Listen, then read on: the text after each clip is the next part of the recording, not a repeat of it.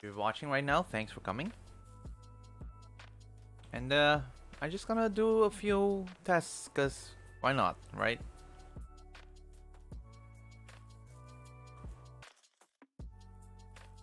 I had this idea for a bit, and I know like I'm probably not gonna get any views, and that's okay. That's not what my goal really is. But if someone is interested, it will be fun to watch. So yeah.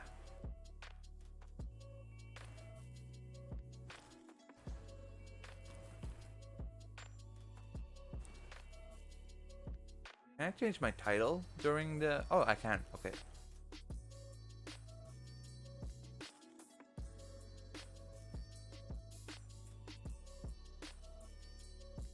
That's good. Okay, I'm done eating. I'm done eating. We're gonna start. So, what I'm gonna do today, we're gonna do some tests. I have here in front of me a IQ test made by Mensa Norway. And I've seen people play this, mostly seen XQC do this one. And oh god.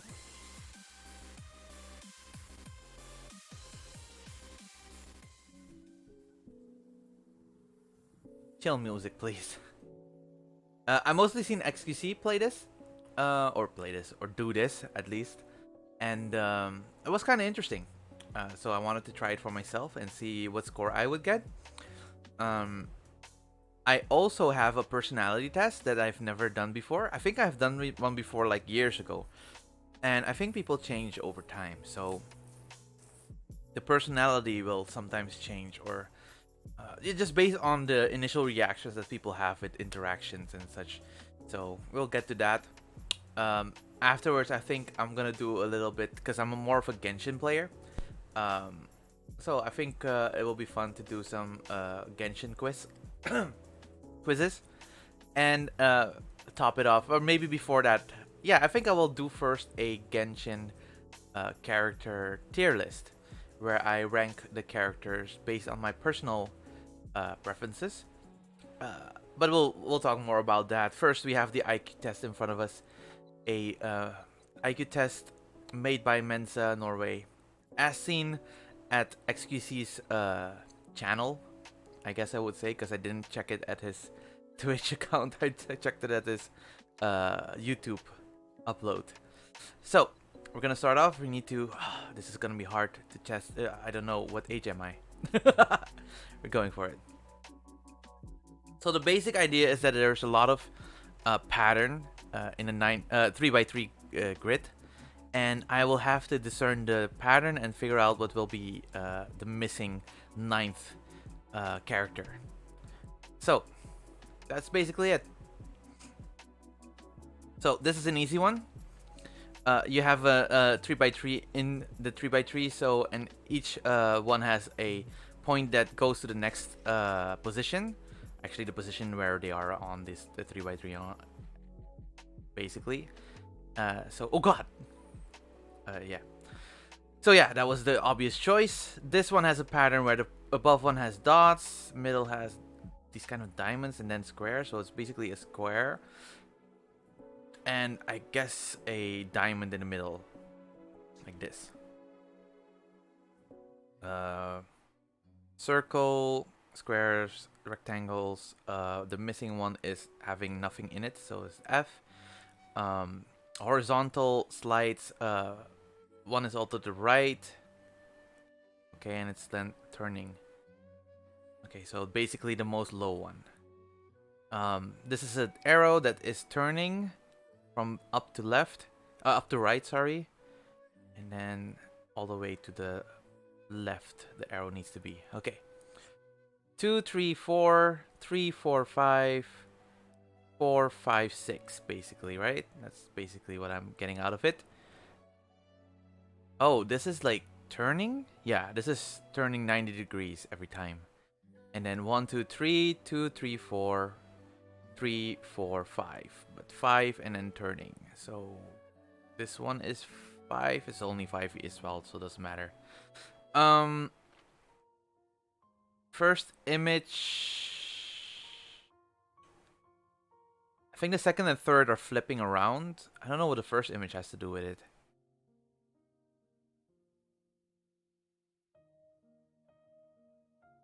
Is it arbitrary? Doesn't it matter? It's just flipping, right? So I'm just gonna flip the last one. Okay. The dot stays in the same position. The dot stays in the same position. Dot stays in the same position. So the dot needs to be on this side. The block is turning each quadrant. So based on that, it needs to be this. Up, left, south. Okay. Right, up, left. Yeah, it's turning 90 degrees again. So based on that, this needs to be 90 degrees will be up. Oh, but on which side? It doesn't change. So it needs to be D. What's this? What is this? Can I reload it like this? The heck, there's an image missing. How dare it? How? Can I just reset? Can I refresh? Uh-oh. This is a problem. Yeah, I kind of still want to do it right. So I'm going to refresh. See if it allows me to. Is it refreshing? Is it refreshing? Hello? I don't think it's refreshing.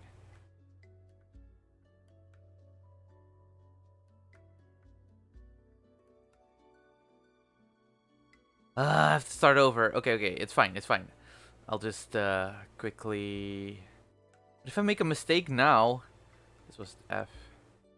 This was down. This was there. This was 6. This was 5. Can I zoom out a bit? It's annoying that I have to constantly like that. Good.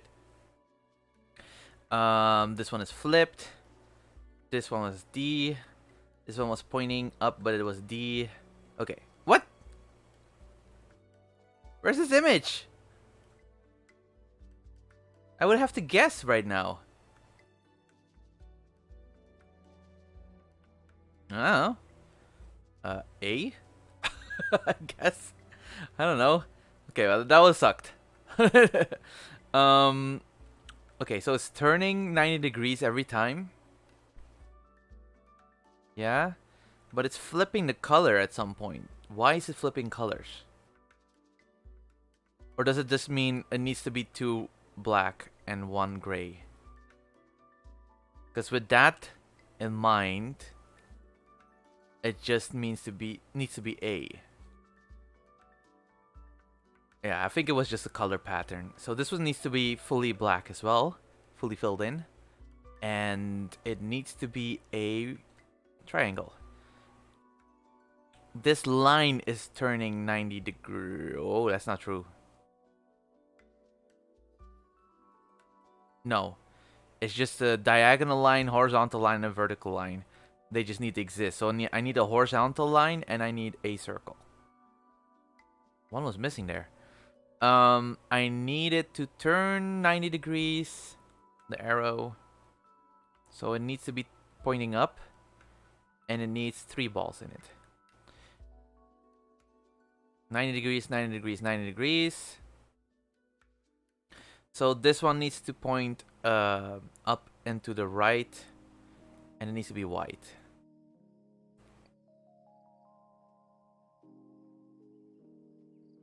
Oh.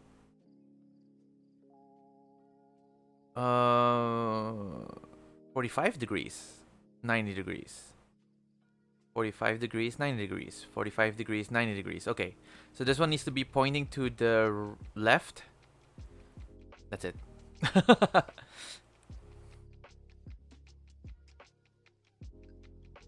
1, 2, 3, 4. 1, 2, 3, 4.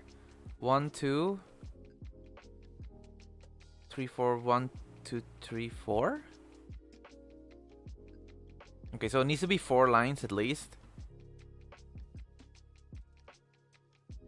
One is flipping around here. Why? Why is it flipping around? It's like counting? But why is this a... Well, it's not this. That's for sure. It would be C, right? Because it's just 90 degrees from this. Why not? Dots. It always needs to have a dot. It always needs to be an empty one. And always needs to have... Oh, whatever. That's so this one needs to be a diamond in the middle. And dots. Diamond dots. There we go.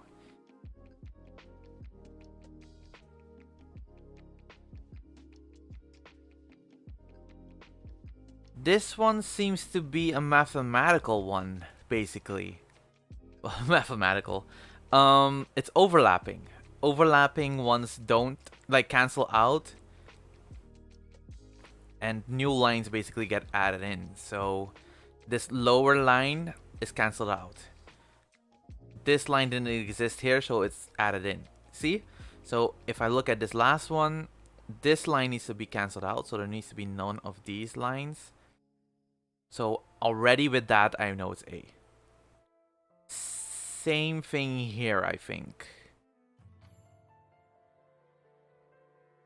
Yeah. So I believe because of that, it will be B.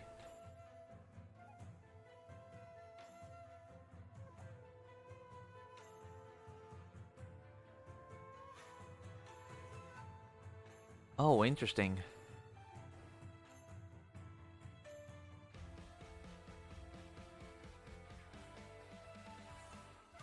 Okay, so the top one is moving.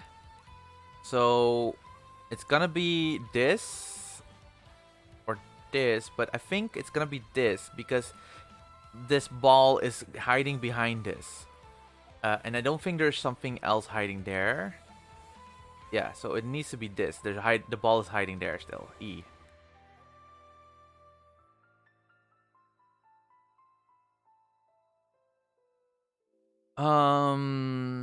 Diagonally symmetrical? Like a white box here, white box here. White triangle here, white triangle here. Two triangles here, two triangle here, and then... Oh, it is. It is. It's like along this diagonal, the ball is moving. Along this diagonal, the boxes are moving. Yeah. Everything is moving one step to the right.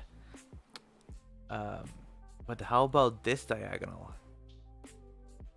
So does it mean it needs to be this? What is the... Oh. So I guess the ball needs to be empty now?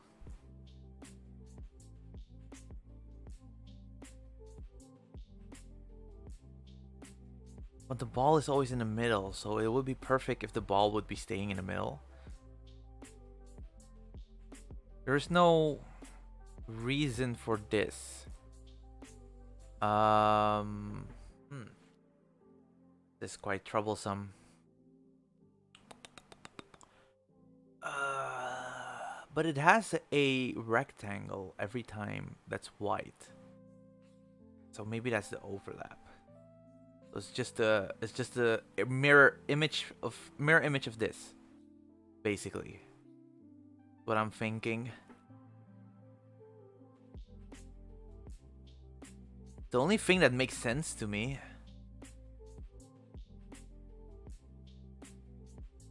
Except for every line there's a white box. For every line there's 3 rectangles. For every line there's 3 fully filled in balls. I think that's it. That's it. So what I'm missing is basically a white rectangle. A fully filled in. It's basically this. I'm missing this. But which one of these? Because yeah, I have B and I have F.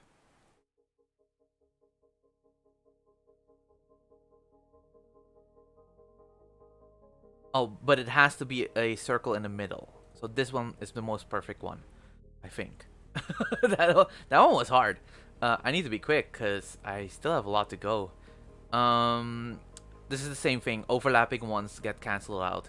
So these two are cancelled out. So there's no line below. So these, this is not okay. D and F are the only one that's left.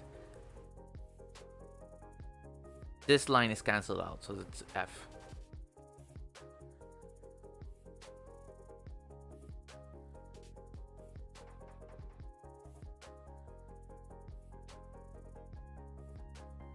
Okay. I think that black dots, like it's a plus and result, basically. The last one is the result of the first two. So these black dots are overlapping. Like this dot here, there is no overlap there. So it's only showing the overlapping ones. Oh, as well with these. These are the overlapping one, yes. And this is the overlap. Yeah, okay. So basically just give us the overlapping one. So this, that's it. Okay. Turn 90 degrees. Oh, no.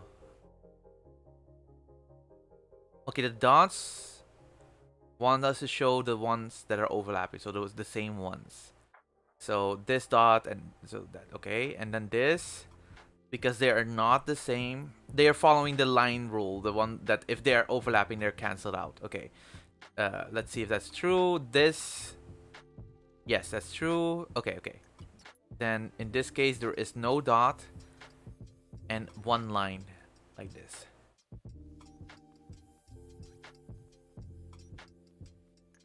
Sharp angle, obtuse angle. And they are turning 90 degrees. 90 degrees. So it needs to be that way. So the angle needs to be wide as well. A. What the heck? D is not even showing. My God, I should have just cleaned the cookie for this or whatever. God damn it. Okay. I don't know. This.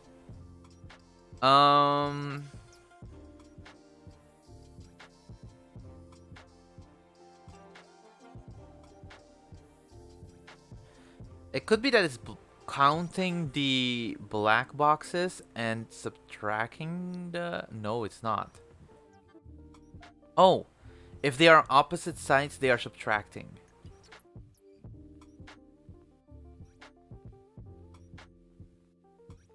So, see? I think.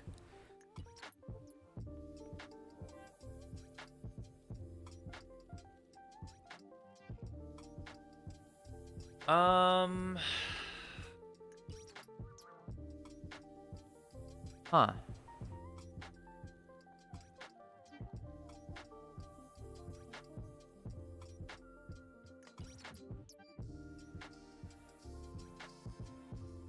Is it flipping around? No, it's not. The heck? Oh, wait. If they're overlapping, they become a box. Yeah, I think that's it. So, for instance, this and this will become a box. But this and this will be cancelled out. This and this will be cancelled out. And if there's nothing in a box, the box stays. Okay. So this plus this will become a box. This and this, because there's no box and a box, it becomes a box. So top will be... Oh, then it's already this. I don't even need to check the rest. Subtracting?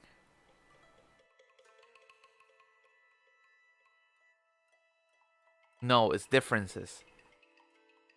Since these two are the same... Since these two are the same, they get cancelled out. Yeah, differences. Since these two are the same, those needs to be empty. So either A or D. The top one is there, so it's D. Okay, here the boxes are not cancelled out and such. But what is happening?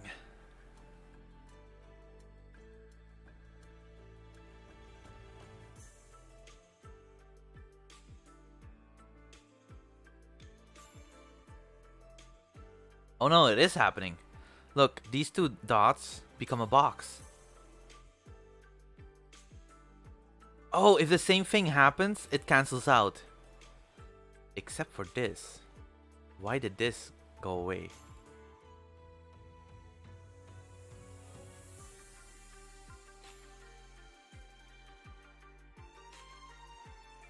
Because here didn't go away. What?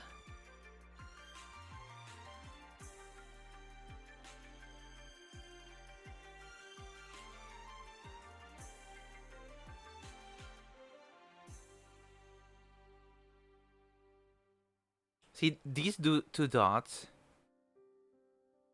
Oh, there'd be a box with a dot in it. What? Well, that's weird. What's happening?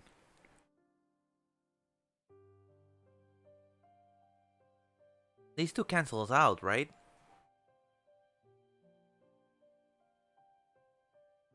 This and this cancels out. No, but why does the dot stay? Because they would both then cancel out, right?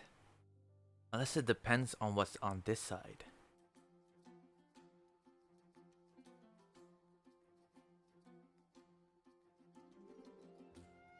Oh wait, maybe there's flipping happening as well.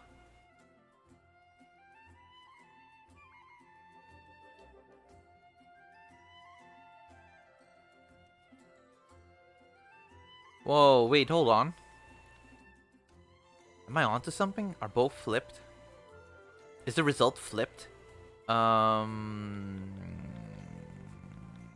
this flip there cancels it out. No, first this is done. No.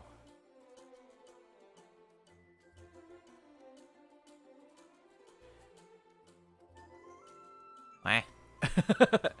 Is it?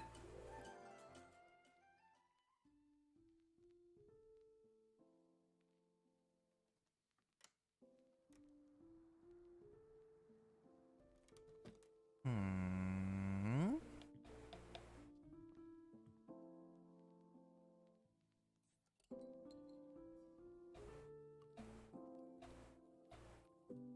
It kind of looks like that this part is being flipped every time.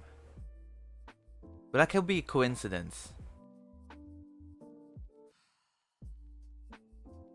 Because this is also being flipped. That's a coincidence, I think.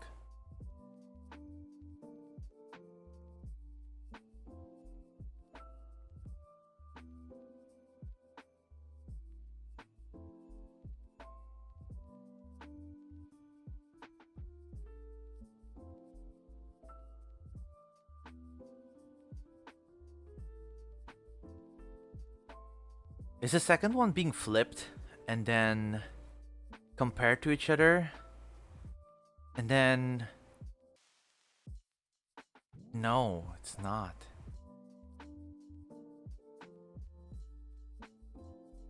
Wow, this one is breaking my head a bit.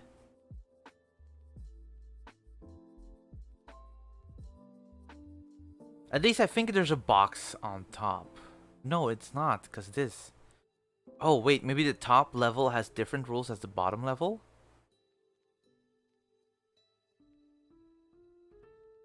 Because these are cancelled out.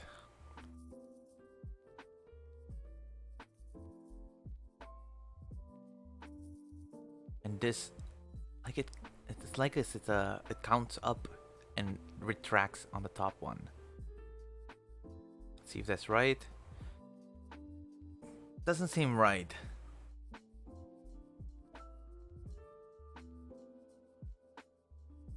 Man, I'm gonna come back to that one.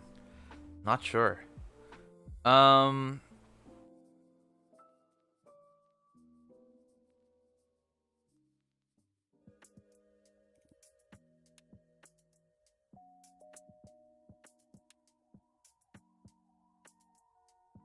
This flipped around and then added to it. Because then it makes no sense. Why is this? Oh, is it a diagonal situation? No. Unless. No, that's not it.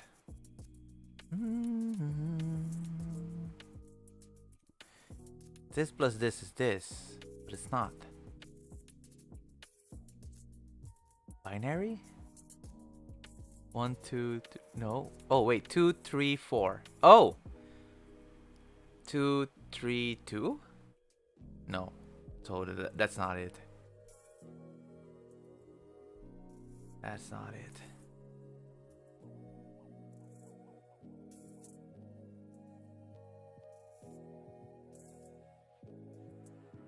It made me think of binary counting for some reason.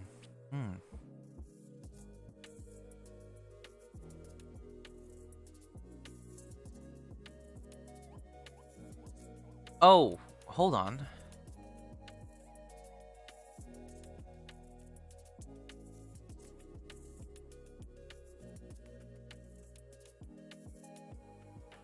No, that's not it. What the heck?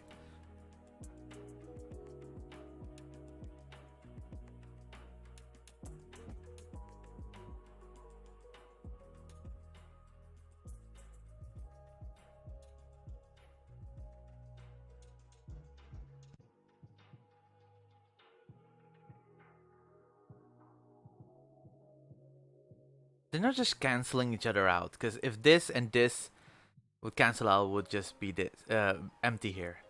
But it's not. And all of these are colored.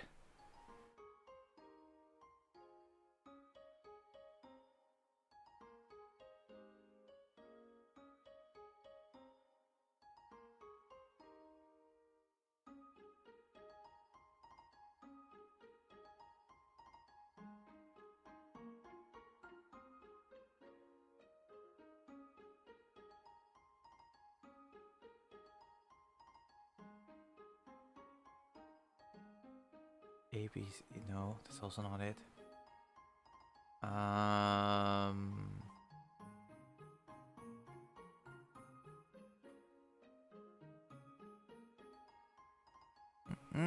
That's also not it. The total number 1, 2, 3, 4, 5, 6, 7, 8, 9. 1, 2, 3, 4, 5, 6, 7. Minus 3. Minus 1, 2, 3, 4, 5. No, that's not it. That is not it. What is this? Dun, dun, dun, dun, dun, dun, dun, dun, dun, dun, dun, dun. Na na na na na na na na na na na na. Na na na na na na na na na.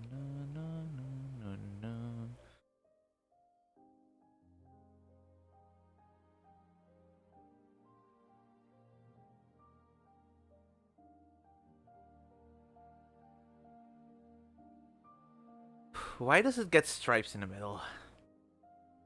That's what's bothering me.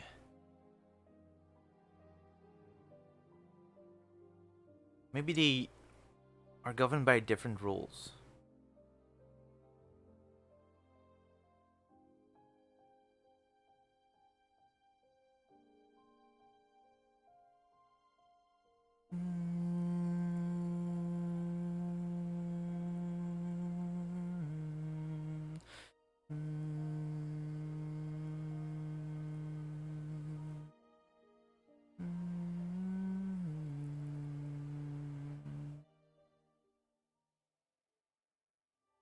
Okay, so I think I get it now.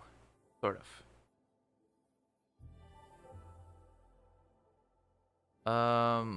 Oh, they're all only 2. Wait, what? I didn't even notice that. What the heck?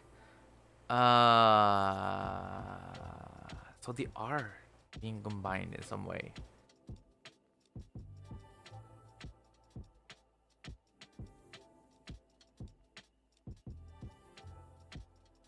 They aren't. What the heck? Man, I'm gonna have to come back to that one.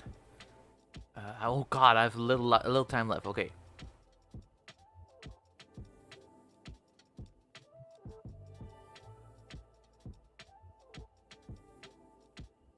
$90? No. Wait, what? Flipping? Flipping...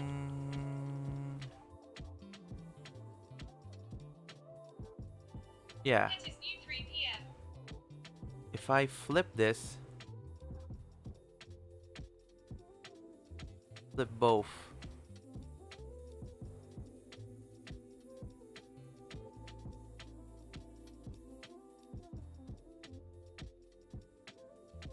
No, that's not what's happening. What's happening is... there is some flipping happening. Or is it just movement? Move. No.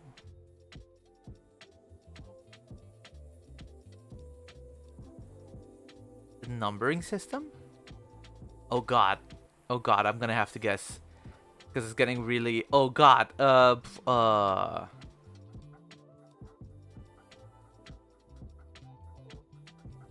2, 3, 4. 3, 3, 2. Counting is not helping me. A. And this... oh, this one is simple.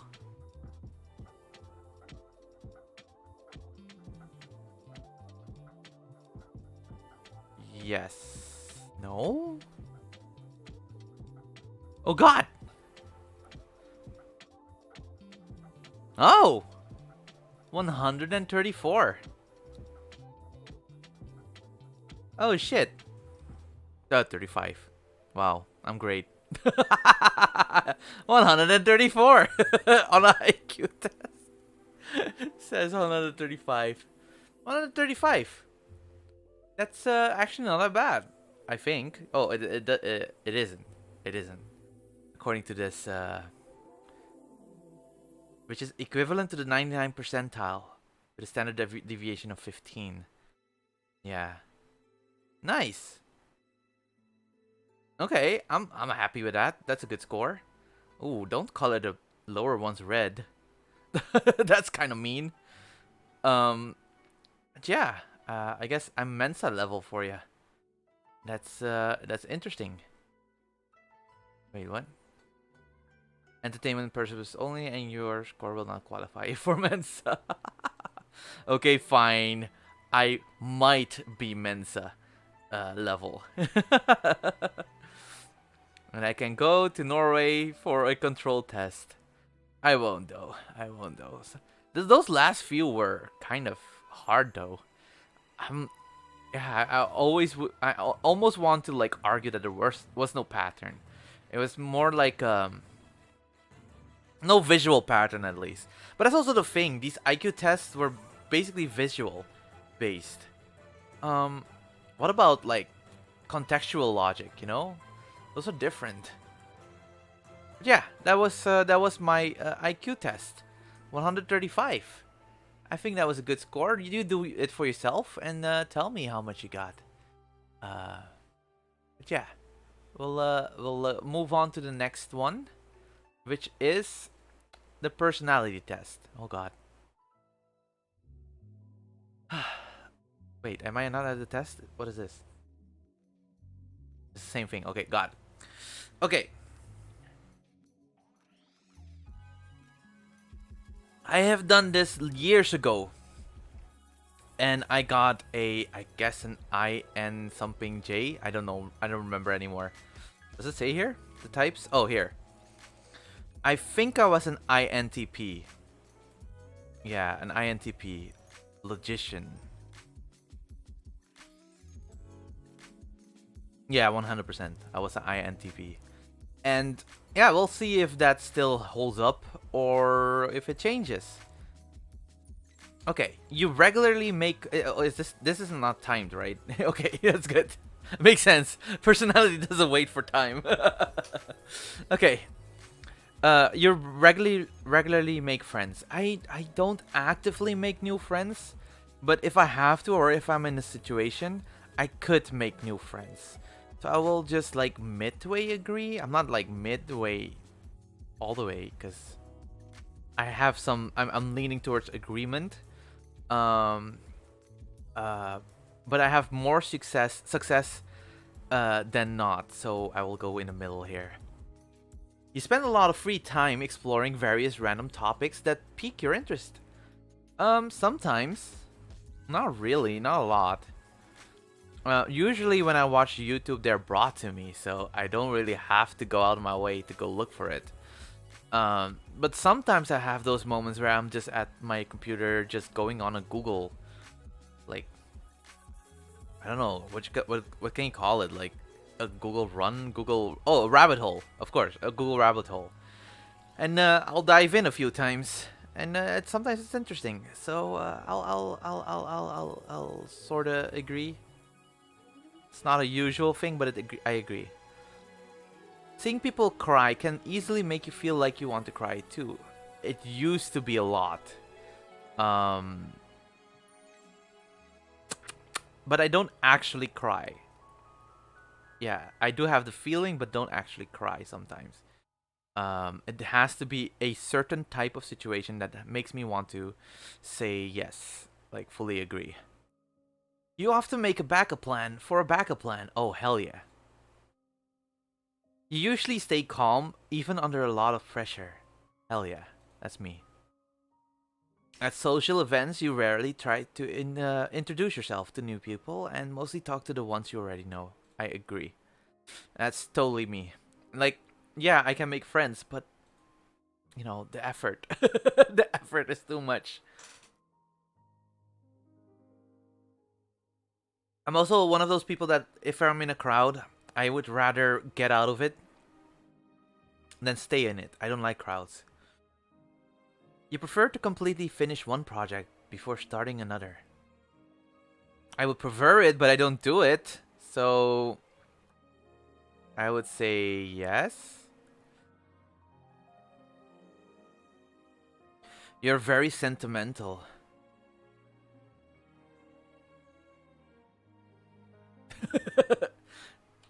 Sentimentality.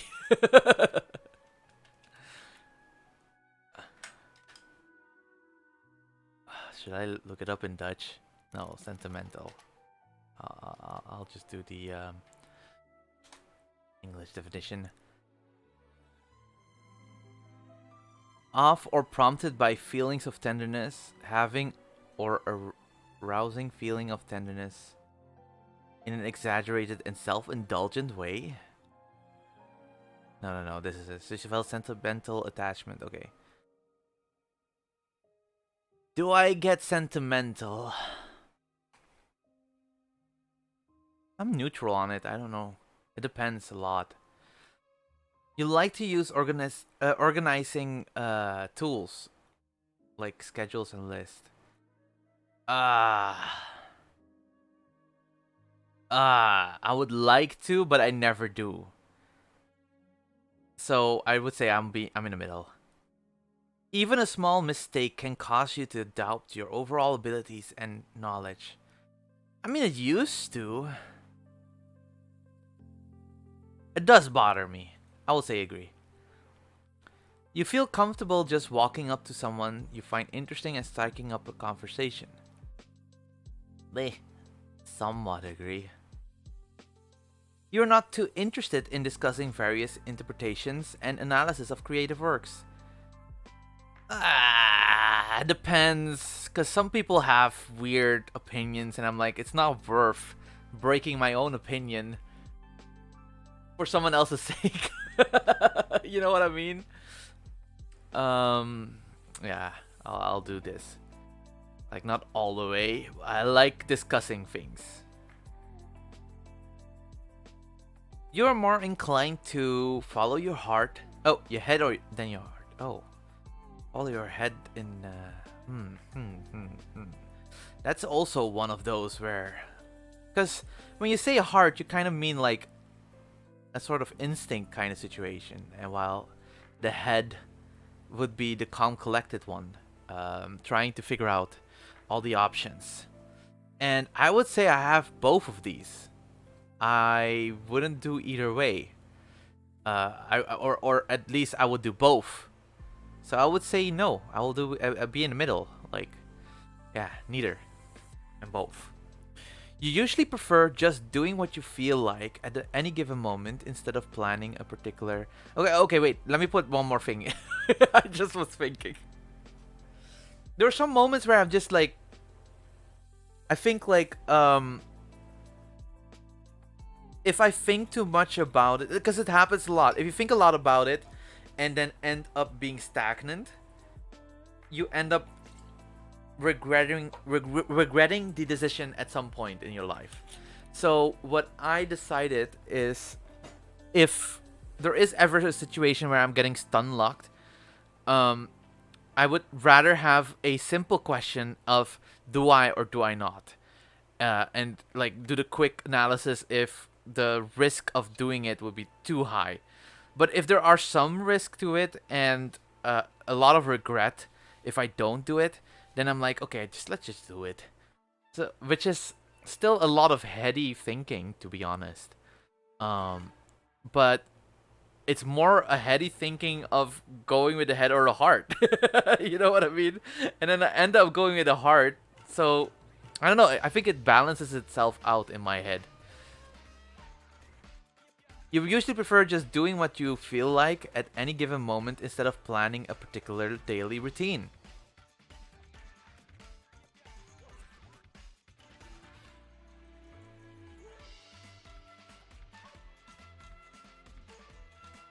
I don't plan daily routines.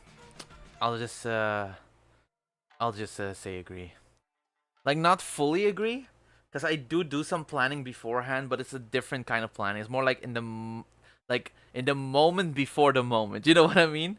You rarely worry about whether you make a good impression on people you meet.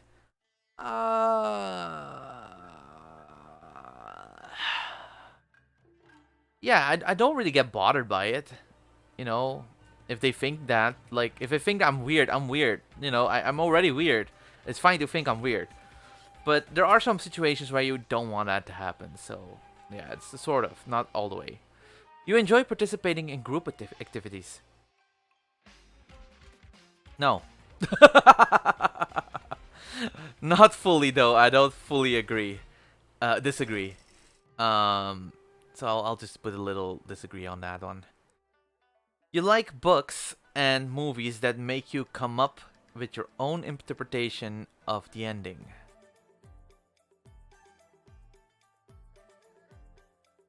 Not always.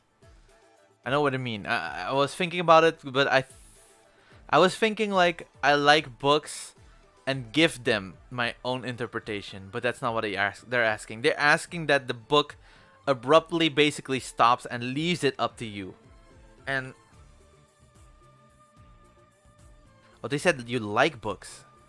No, yeah, a bit little less agree than just I don't know how to quantify these balls, but yeah, I agree, but a little bit. Your happiness comes from helping others accomplish things than your own accomplishments. Sorta, yeah, like, yeah, sorta. Like, not all the way. I like people. I like, I mean, I like for everyone, you know, including me, to have some kind of success. So, yes, I do help a lot of people get their success, but I'm also very interested in getting my success and people helping me with it. And in turn, I will help them back with their success, you know? So it's like a whole circle of success for everyone. Family. Fast and Furious franchise. I haven't seen any of them, but something like that. You are interested in so many things that you find it difficult to choose what to try next. Yeah, kinda. Not all, everything, but yeah. I think that tends to happen. I do have a problem choosing things. You are prone to worrying that things will take a turn for the worse, it's agreeable because I do think this, and then end up. This is what I mean with like I plan ahead from the moment before the moment. Is I think of the worst case scenario right before it, and then plan ahead for it, so that if it does happen, I at least have a plan ready for it. And a lot of people tell me that, yeah, you don't really react to like sudden situations much. You know, I don't know. Maybe I like hit myself on something, or I don't know. And I'm like, oh, okay, well, it's just because I already agreed with myself beforehand. Like, if I hit myself, it's no use in being like, it hurts. You know what I mean? You just basically. Is my character stuck? My character's stuck. Oh, it's not. Never mind. If my hand is hurt, I'm like not gonna scream and go like crazy out of pain. I'm just gonna be like, it's gonna pass in a bit. You know, we know how this goes. I'll just tough it out for now. This is how it usually goes. So I agreed with myself not to react to it because it doesn't matter anyway. And because even if you scream out, who's gonna help you? You know what I mean? No one's gonna help you. You're just gonna have to sit with it for yourself. The only thing you can say is like, man, I'm not gonna do that one thing because this hurts kind of pretty bad, and then then you can get help. But you're gonna be sitting with it anyway. Oh, whatever. This is yeah. You avoid leadership roles in a group setting sometimes, but more times than not I've realized that there aren't any good leaders in the group most of the time. So, and I also see that sometimes there are the attention seeking ones. And I've been in a lot of positions where I was nominated afterwards. You know, like there was some attention seeking leader or a very bad leader, and then after a while they would have a little vote and I will end up the leader. And if you take that trend in mind, you just figure out like in the end it always comes down to that I need to be the leader. So like over time I figured out that it's no use in avoiding the leadership role. I sometimes just let's just get it and then avoid all the other situations. But it sometimes depends, you know. Sometimes there are people who need to have some convincing to them. Like, you need to convince them that you deserve it. While that's not your goal, you don't want the leadership role because you deserve it. At least that's for me. I don't want it. But in those kind of situations, you just basically have to decide that you need to prove to the other person, like, listen, it's fine if you want to have it, you can have the leadership role, but if it goes wrong, we're gonna have to talk about it. That's basically what I'm gonna say, you know. So there's a lot of different situations depending on a lot of different people, but in the most cases, I will have to take it. You're definitely not an artistic type of person. No, that's not true. I'm artistic enough. I'm lazy, and I have some problem with putting things on paper, like be doing the actual artistic thing, or performing things. I can do a lot of things, but I cannot do a lot of things well. So I will just somewhat disagree. I think the world would be a better place if people relied more on rationality and less on their feelings. I think it's like a mix, you know? If you think about the human body being designed in such a way where we can overcome a lot of situations in life, you know, like a survivability kind of thing. And sometimes I think about that too when we think about our mental states. Is that sometimes a lot of these mental issues are created out of situations where you have to defend yourself. A lot of stress ends up breaking the brain a bit, uh, but not because the brain is broken because of stress, but that's the way the brain handles stress. You know what I mean? So I think that there is some merit into understanding your feelings as well. Um, while emotional things are um, kind of unexplainable, uh, I think it makes sense that sometimes your feelings are triggered by something you don't understand. And since we don't understand it, we have to kind of go for um, just trust it basically. Just trust in the feeling sometimes. It's not always true, but I think sometimes it's needed to trust your feelings. So I will unless I'm feeling. I think I will be in the middle of that one. You prefer to do chores before allowing yourself to relax? Yes, I will never relax in between working. It sometimes has to happen because of the fatigue in your body, because then you will be like, okay, I have to take a break right now. But other than that, I think you have more time relaxing if you do the things you need to do beforehand. You enjoy watching people argue? Sometimes. Argument. I think argument and reporting, or like, show and tell situations, whatever that's called,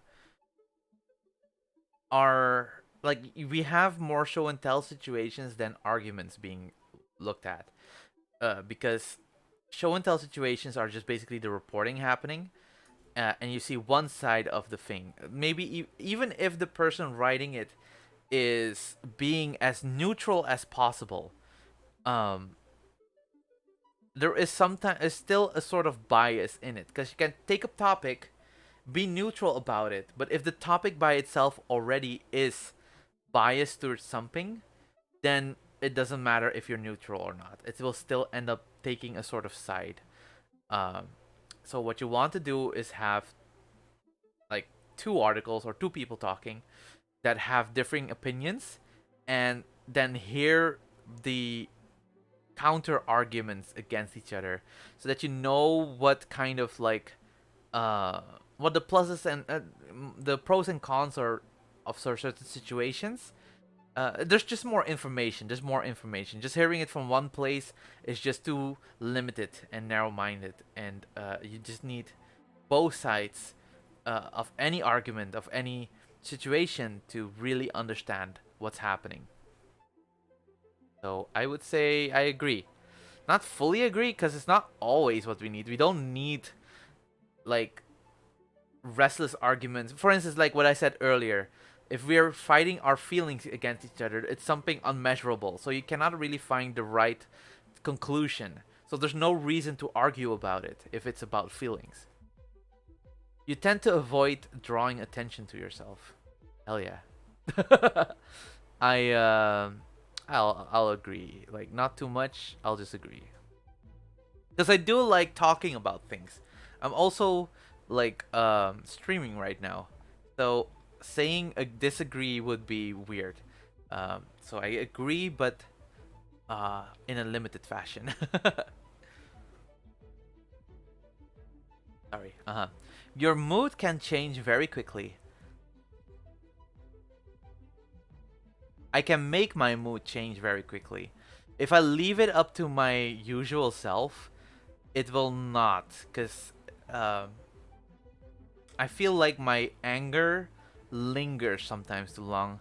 My sadness lingers too much. Uh, Disappointment lingers. There's a lot of lingering feelings, and I've learned over time that uh, if the feeling and the expression of those moods are not gonna change anything for me, I'd rather not have it for too long. We do need to express it because we need to what the heck is that? We need to have some kind of like um, what's it called, closure for ourselves when it comes to moods and feelings. But yeah, we just need to change it. So your mood can change very quickly. With my answer, how will that fit? I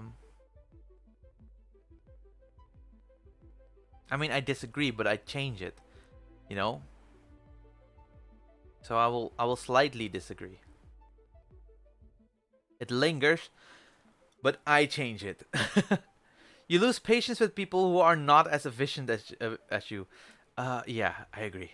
I won't say fully agree, because I do believe in people and that they can change themselves for the better. Let me check something real quick. Okay. Um, so if they are still learning what to do, I will definitely give them a chance to. But if it's not working out, I don't have much patience. You often end up doing things at the last possible moment. Sometimes. I'll small agree. You have always been fascinated by the question of what. Okay. I'll explain the last one actually. You often end up doing things at the last possible moment. I believe that when you're working on something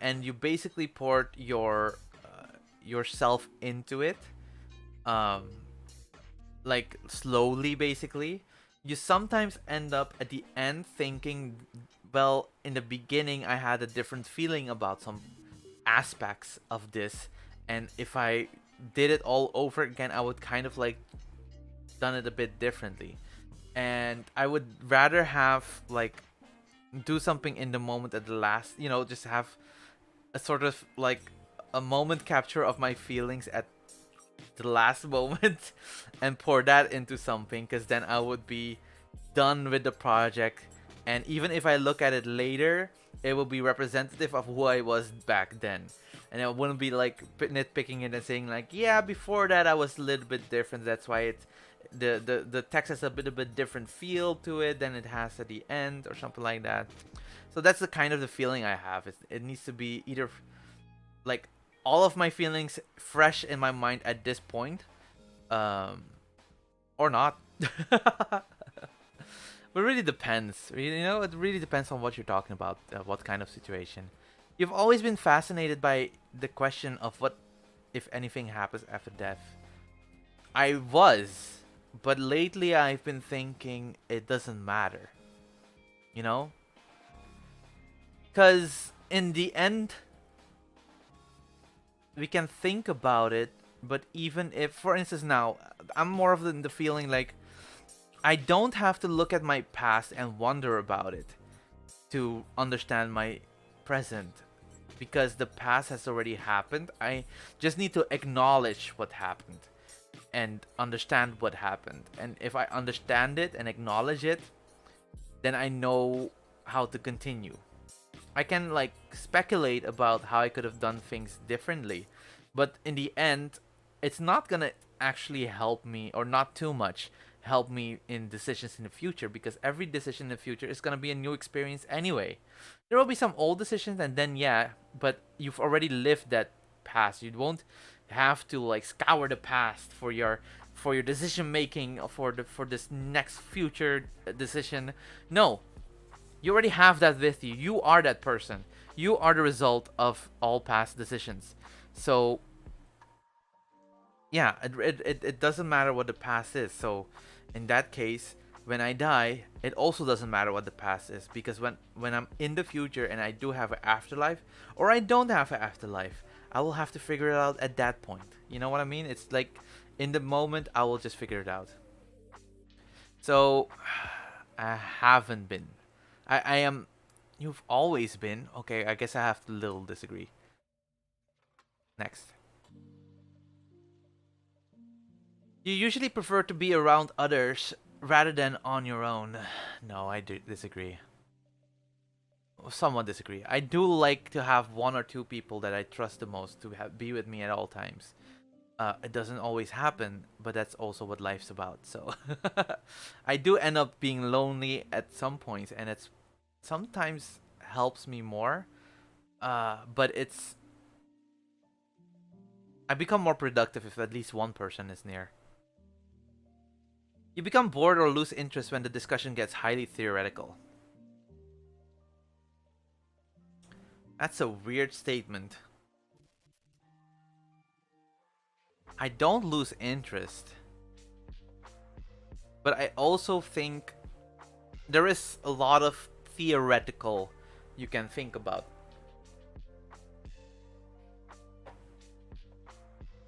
Theoretical concepts like, I mean, religion it's a belief, but it's still a theoretical concept. And when people come with their, I'm agnostic, that's for sure. But when people come with their religious ideas and ideologies and theories, it really depends on what the arguments are that makes me stay interested. Because there's one thing having a discussion, and there's one thing trying to convince someone. You know what I mean? Because what are you discussing if someone doesn't want to be changed? Then you're just talking to a wall, basically.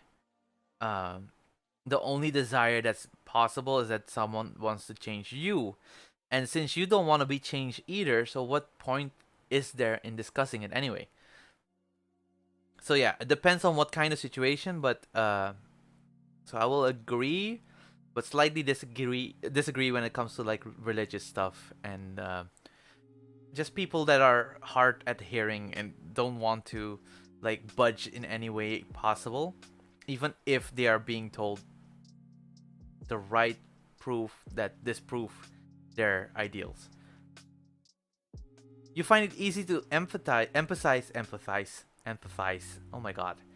You find it easy to empathize with a person whose experiences are very different from yours.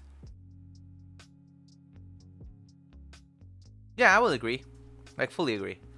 I have a really easy time putting myself in other people's shoes. And they would always question me, or like I would sometimes get the question actually that how would you know if you haven't been? But I can kind of get the feeling. I don't know. I can kind of feel it out. I can basically imagine what kind of life you had before just by talking to you a little bit, you know. And so I can kind of understand. I'm very good at that. I'm very good at it. It's sometimes to a fault. It happens with movies sometimes as well. It's like when I'm watching a character and I kind of like feel that character, like I'm trying to put myself in that character's position. I get way too into it and I become that character for like after the movie or whatever. I sometimes make it overlap with me for a little while.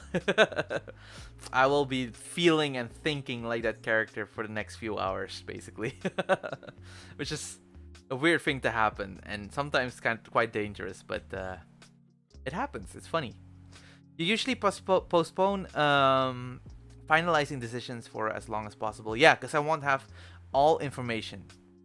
And if there is one last bit of information that could basically change the whole decision, it would be best. And it does happen sometimes. I did have some moments where I, for instance, almost fired someone.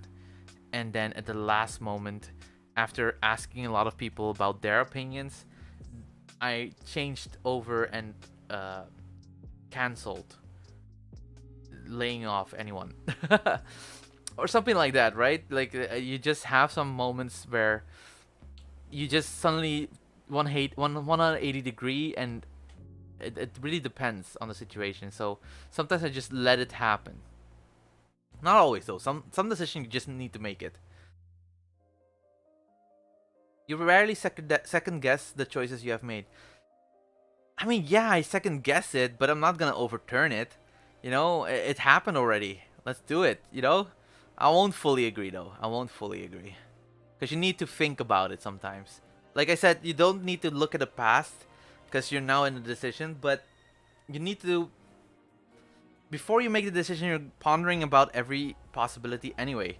And you are going to wonder, like, what would have happened if I made a little bit of a different decision.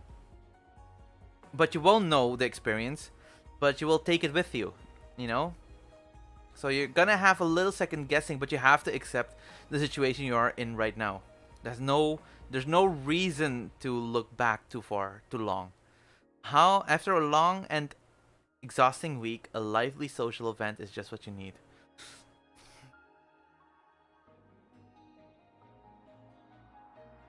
I'm neutral on that. I don't disagree and I don't agree. Um, I would kind of say like I would even a little disagree. But I think that's too harsh. I do need, when I do have people around me, it does help sometimes. Yeah. You enjoy going to the art museum?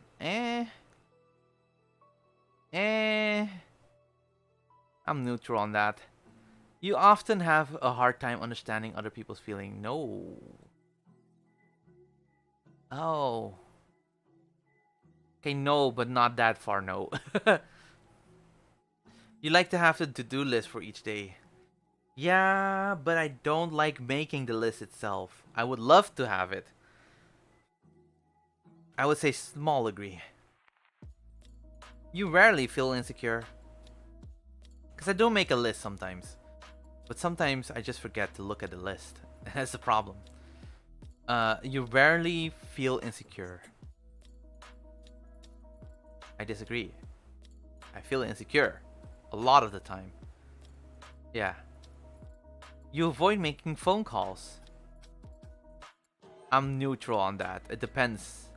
It 100% depends. I don't. I avoid, but also take more than not, and then it just balances out. So neutral is the best answer. You often spend a lot of time trying to understand views that are very different from your own. Yes, I am more of the mindset that it's better to know what other people are thinking, so that I can also. I need to predict. I when I plan ahead, I need to know how people are gonna react, and to know how people are gonna react, I need to know them.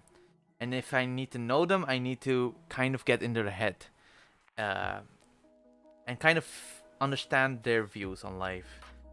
But also, it helps me form my own view of life. Like, do I agree? Do I not agree? I'm not very gullible, to be honest, but sometimes I am. I just weigh it a lot. I weigh viewpoints a lot. I don't know. That's a hard one to explain. In your social circle, you are often the one who contacts your friends and initiates activities. There's no one. Oh God, that's not right. It's less likely for people to contact me, and it's less likely for me to contact them. But it happens sometimes. So I would say neutral. If your plans are interrupted, your top priority is to get back on track as soon as possible. If your plan is interrupted, you just need to make a new plan. You can try to plan it to get back to it, but if it doesn't work, it doesn't work.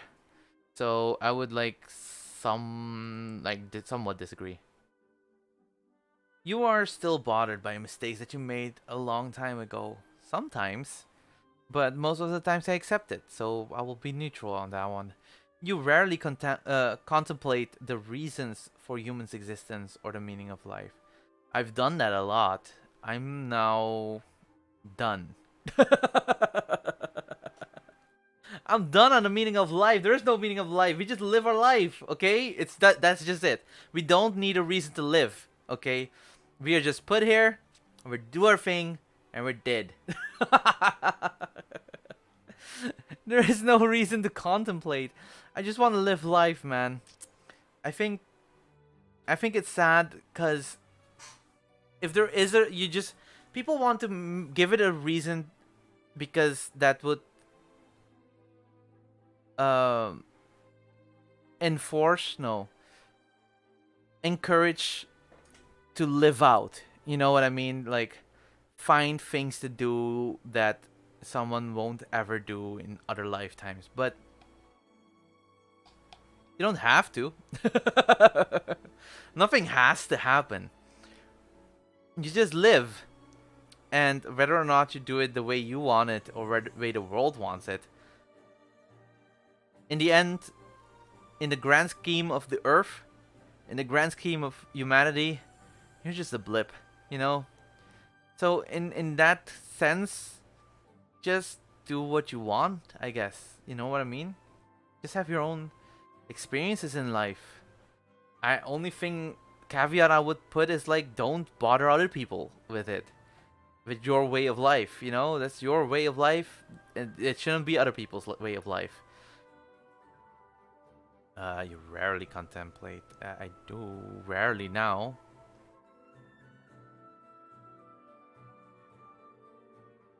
Yeah, I fully agree. I'm done. Your emotions control you more than you control them. There are some moments where I'm fueled by anger and fueled by joy. But there are some times where I have to limit myself. So, I don't know. I think I'm neutral on this one. You take great care not to make people look bad, even when it's completely their fault. I would agree with that. Like, not fully agree, because if the fault is made on purpose, I would like make you look bad, because that is your freaking fault. But there is no need to put more oil on the fire. Your personal work style is closer. Oh, wait, hold on one moment. Yeah. Your personal work style is closer to spontaneous bursts of energy than organized and consistent efforts. Oh, yeah, I fully agree. 100%. When I never think. I never have a schedule. I just do things when they're needed at the moment, and it's sometimes very bad to do that.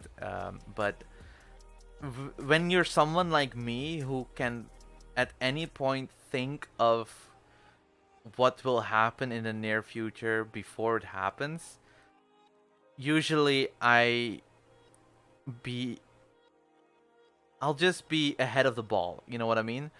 And then I will do things when I feel like the need for it will be there. So I never am behind, but also I'm never ahead. Or on time. I'm all the way in the gray area. When someone thinks highly of you, you wonder how long it will take them to feel disappointed in you.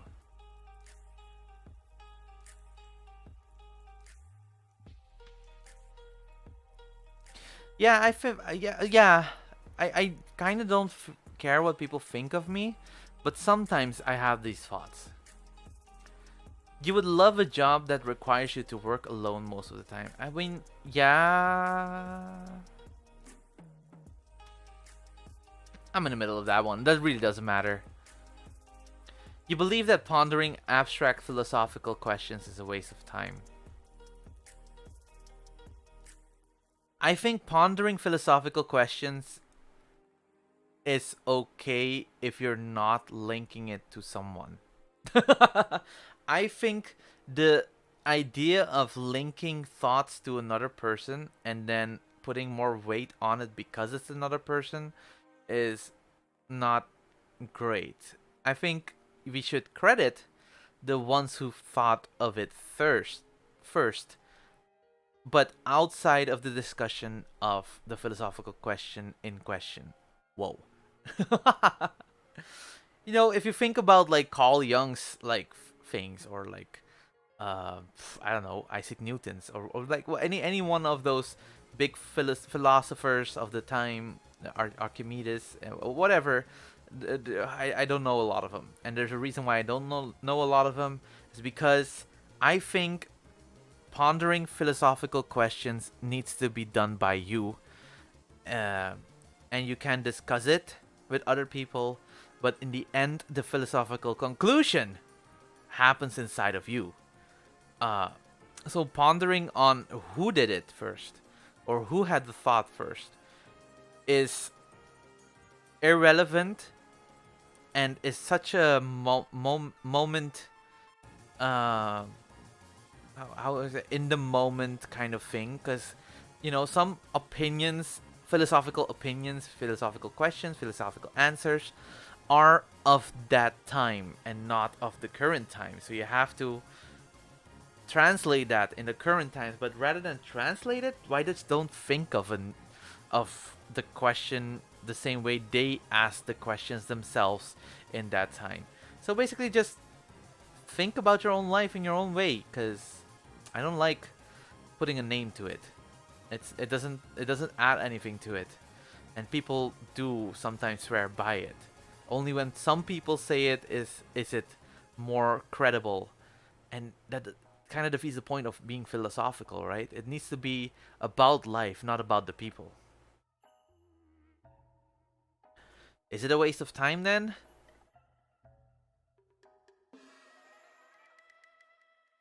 I don't know. I kind of disagree. You feel more drawn to places with busy, bustling atmosphere. Quite. Oh, disagree. Oh, also. Oh. I don't know actually. I think it's easier to not stand out in a crowd than when you're alone, but it's also more stressful. So I will disagree, but just a little bit. No, somewhat. If you know at first glance how someone is... Oh, you know at first glance. Not all the way agree, but I agree. You often feel overwhelmed. Yeah, sometimes I do. I won't even talk about that too much. You completely... you complete things methodically without skipping over any steps.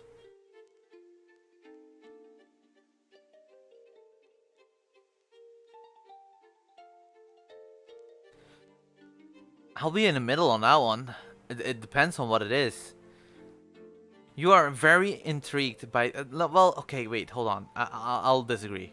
Because I'm more of the idea that we need to do something in a certain order, because it makes it better.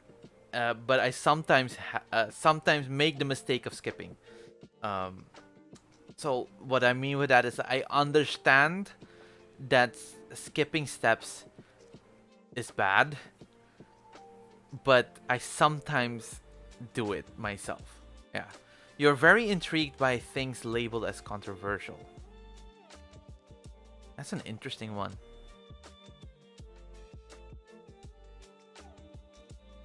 Am I? I never thought about it. Do I? I don't know. Do I? If something is controversial, it means it has the opportunity to be a discussion between... It's a point of discussion, and therefore it's a good source of... How should I say it? This is a very heady one. So what I'm trying to say is, like, if a controversy has happened, it is fun to kind of discuss it, because there's a lot of ideas that comes from it. You know what I mean? There are some understandings of the world. Like, why is something controversial? There is so much it depends on.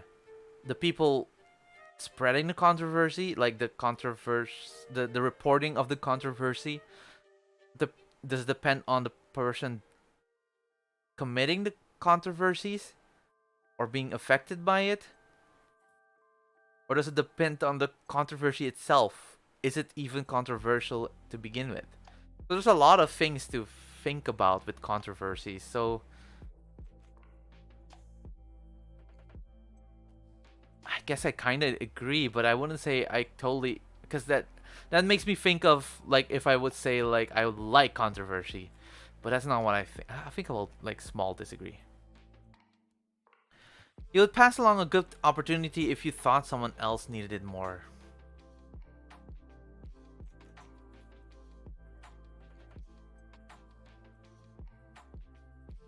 Yeah, sometimes.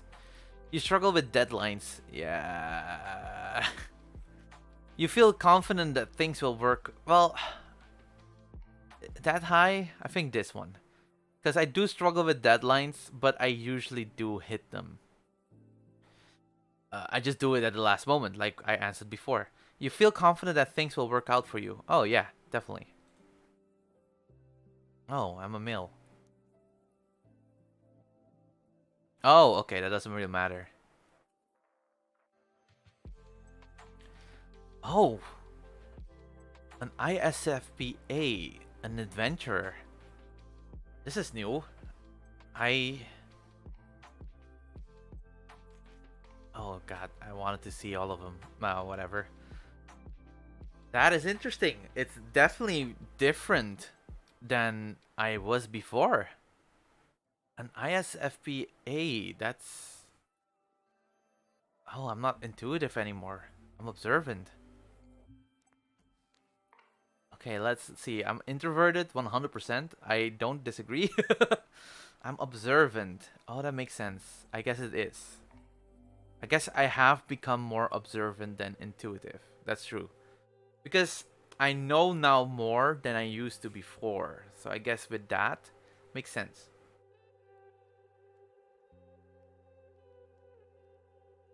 I'm more feeling than thinking. I think there was something wrong with that one. I'm not sure about that one.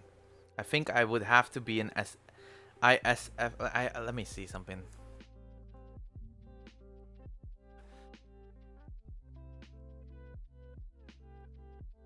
Can I? Oh, frick.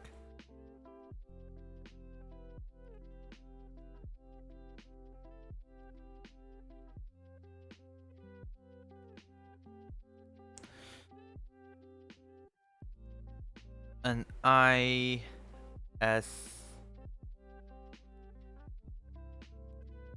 Oh, that doesn't exist. No, right?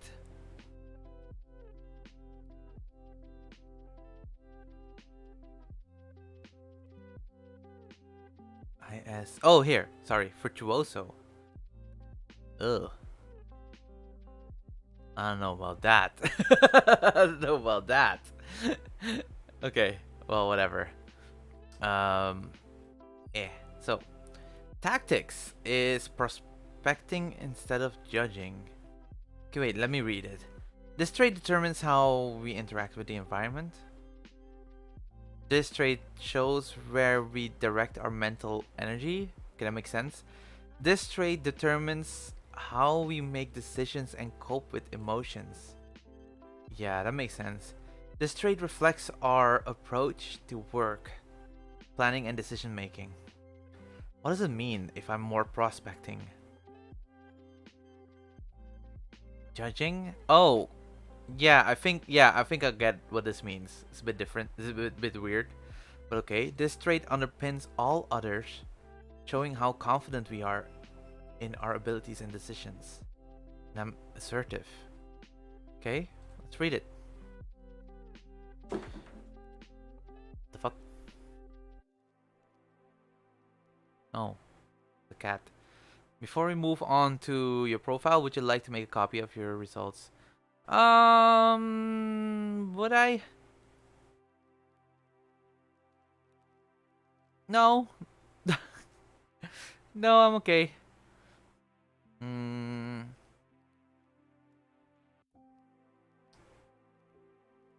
What's the difference?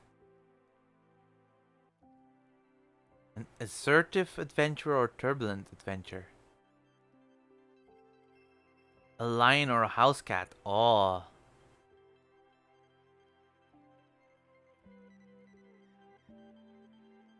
I'm quickly reading through this because this is not really that interesting, to be honest. Um. Oh, okay, that makes sense. Yeah, I'm okay with that. So I'm an ISFPA.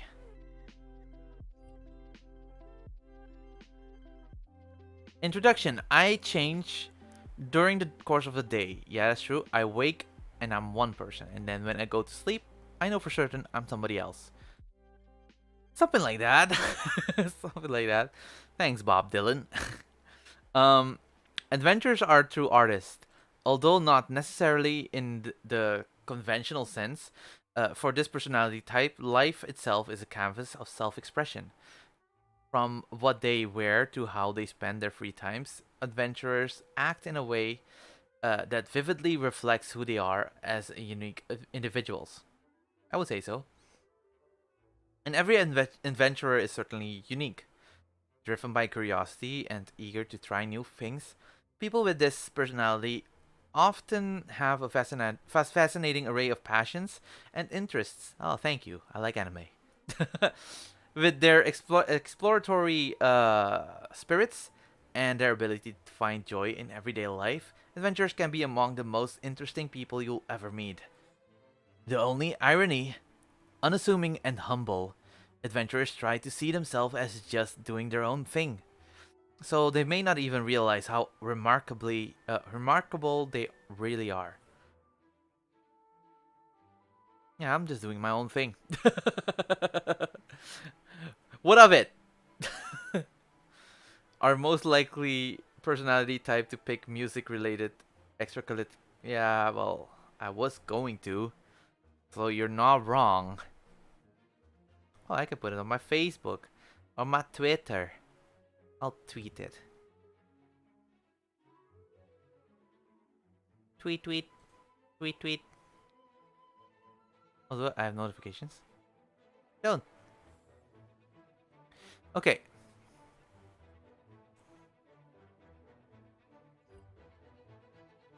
The beauty of an open mind.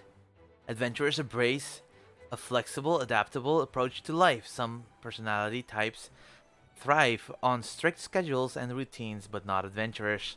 Adventurers take each day as it comes. Yeah. Doing what feels right to them in the moment.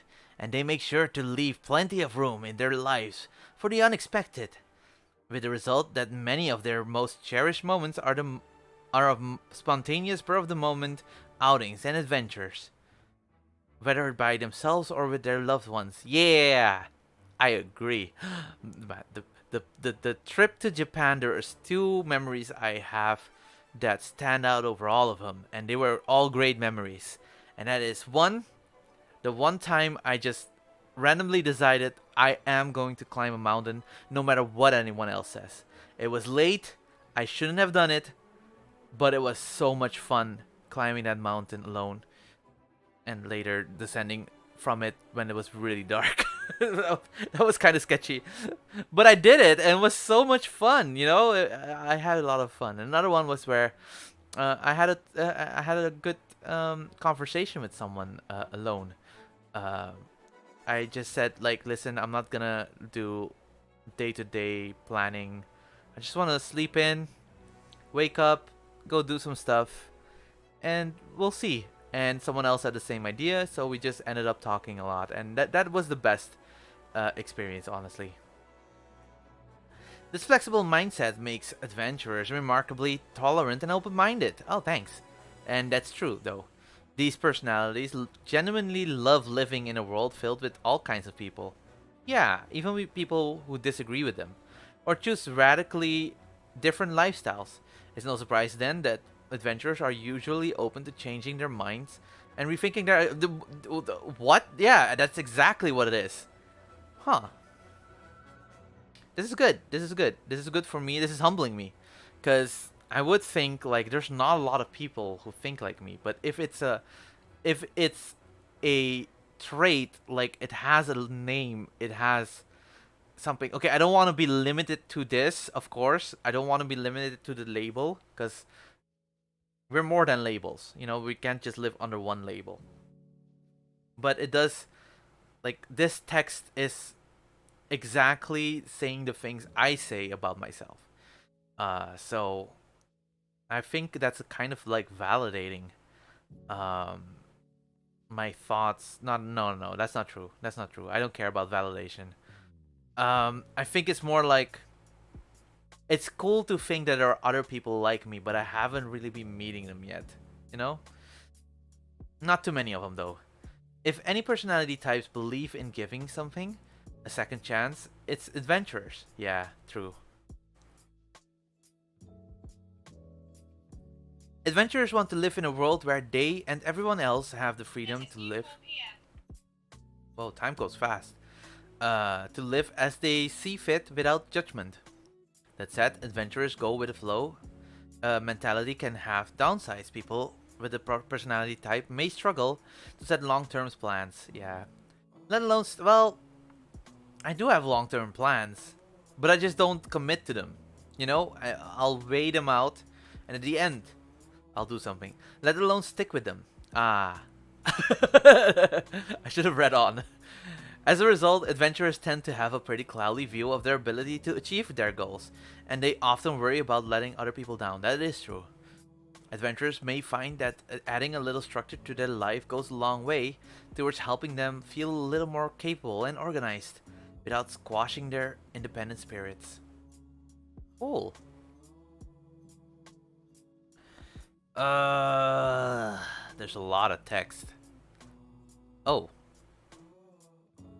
But make no mistake, this is an introverted personality type, meaning that adventurers need dedicated alone time to recharge their energy. Yes! Give me my alone time. I need it. I need it to recharge. This alone is what allows adventurers to reestablish a sense of their own identity. Yeah. In other words, to reconnect with who they truly are. Yeah, exactly. When you sympathize with a lot of people, and like I said, I tend to put myself in their shoes a lot. But if I keep doing that, at some point I will forget who I am. You know, so I do need some moments to just either sit in my car or sit at home and be like, what would I do? You know, I need to figure out what I would do, who I am.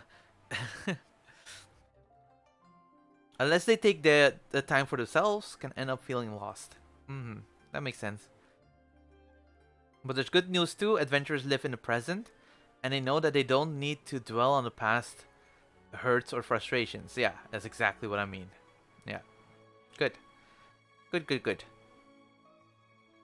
Oh shit, John Cook. Hell yeah. Avril Lavigne. Hell yeah. Kevin Costner. Yeah? Lana Del Rey's cool, I guess, too. What is this? Read it. Why? Wait, why does it say why underneath? I don't know who that is. Britney Spears? Oh god. Michael Jackson? Oh dear. Jessica Alba? That's cool. Beatrix Kiddo. Who's that? Oh, the character. Oh. Oh. Yes. Oh, Jesse Pinkman. Oh, I haven't seen Breaking Bad. Eowyn? Hell yeah.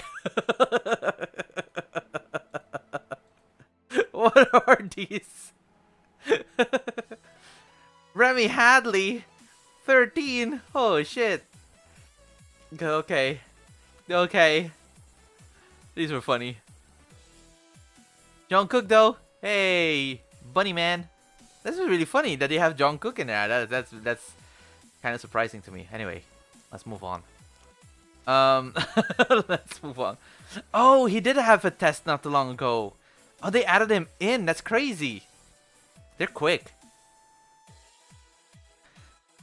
Adventure strengths. Charming?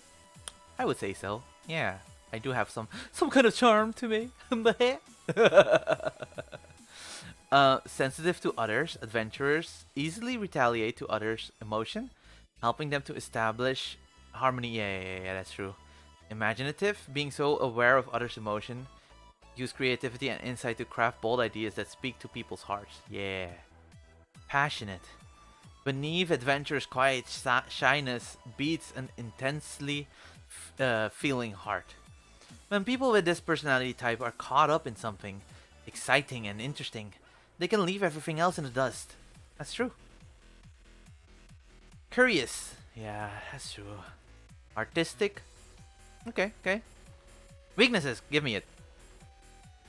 Fiercely independent. Yeah. Unpredictable. Yeah. Easily stressed. Overly competitive. Yeah. Not totally. Nah, not really. Maybe. Meh, I guess. Yeah, I think it's true. It's just not totally. Fluctuating self-esteem. I would say so. Oh god. Oh god, romanticisms. Romanticisms. Things are unlikely to ever grow still. Even the longest time partner can be surprised by the secrets adventurers keep. It's true. It's so terrible. It destroyed me. Okay, sorry. A tender heart. Oh, my tender heart. Love from the soul. Yes. It is from the soul. I'm just gonna glaze over it all. It's just like, it's true. Whatever it said is true, okay? Let's move on. Friendships.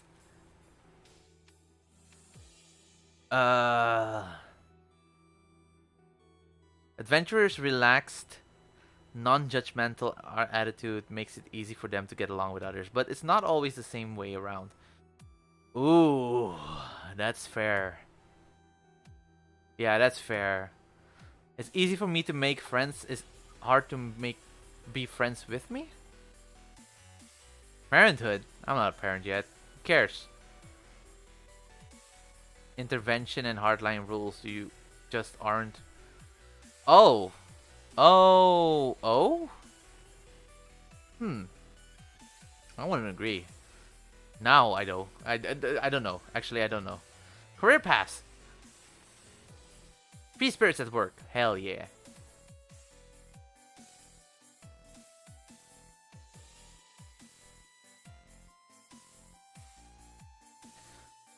This quality can have drawbacks of sometimes making adventurers reckless and short-sighted, though those pitfalls aren't set in stone.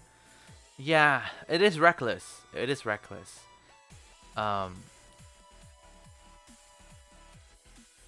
Freelance and consulting work in just about any industry.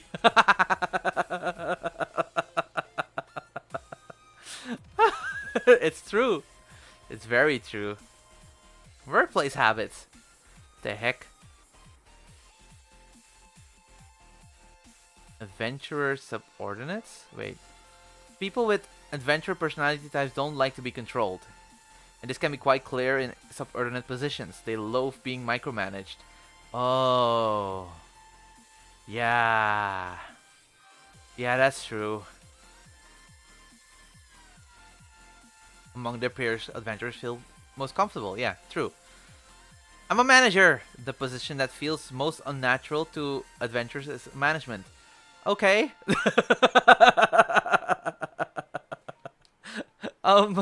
They are not a domineering personality type and take no joy in exerting control over others. Okay, that's true. Planning long-term goals or just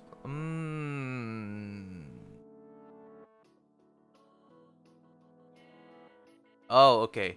But just because it feels a little strange doesn't mean adventure personalities aren't good at it. I mean, it's true. I do have a reckless way of leading people. But it ends up being in the benefit of all parties. It's not manageable for others. Because others, when looking from the outside in, can be quite troublesome for me and those people looking in. So yeah. A marked style of inspiration and cooperation, and they're usually well liked. Of course they're well liked. Pah, pah, pah. Okay, well. Two personality types are as colorful and charming as adventurers, known for their kindness and artistic skills. Adventurers are great at finding exciting new things to explore and experience. They can be tripped up in areas where they focus on practical matters. It's more of a liability than an asset. Well, deal with it.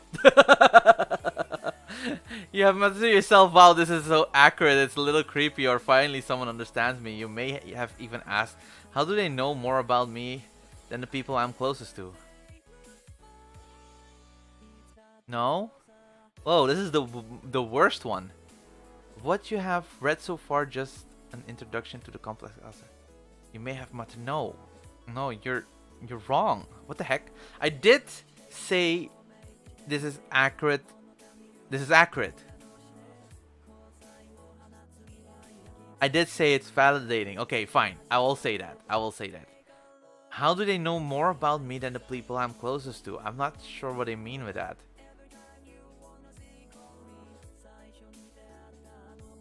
What are you talking about? Why is this so specific to this personality type?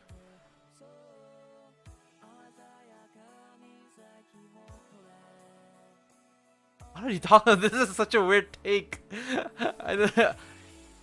Are adventurers like that? I don't know. Wait. I don't know. This is weird.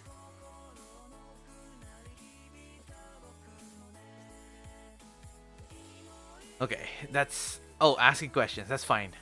That's fine. That makes sense. Nope, that's fine. Okay. No, that's cool. I am an SFPA. The introverted, observant, well, what was F again? The introduction.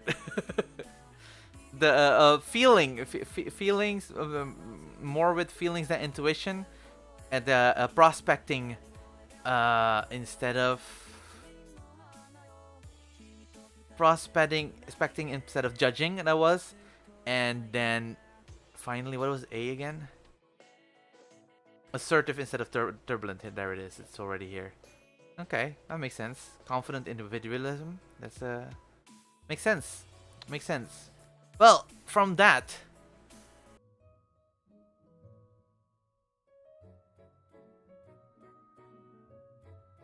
okay. So we're going to rank Genshin characters, and the qualifying. Oh, what should I say? I don't know. How should I say it? How do I qualify them? It's not by their oh, let me put another one. Can I add another one?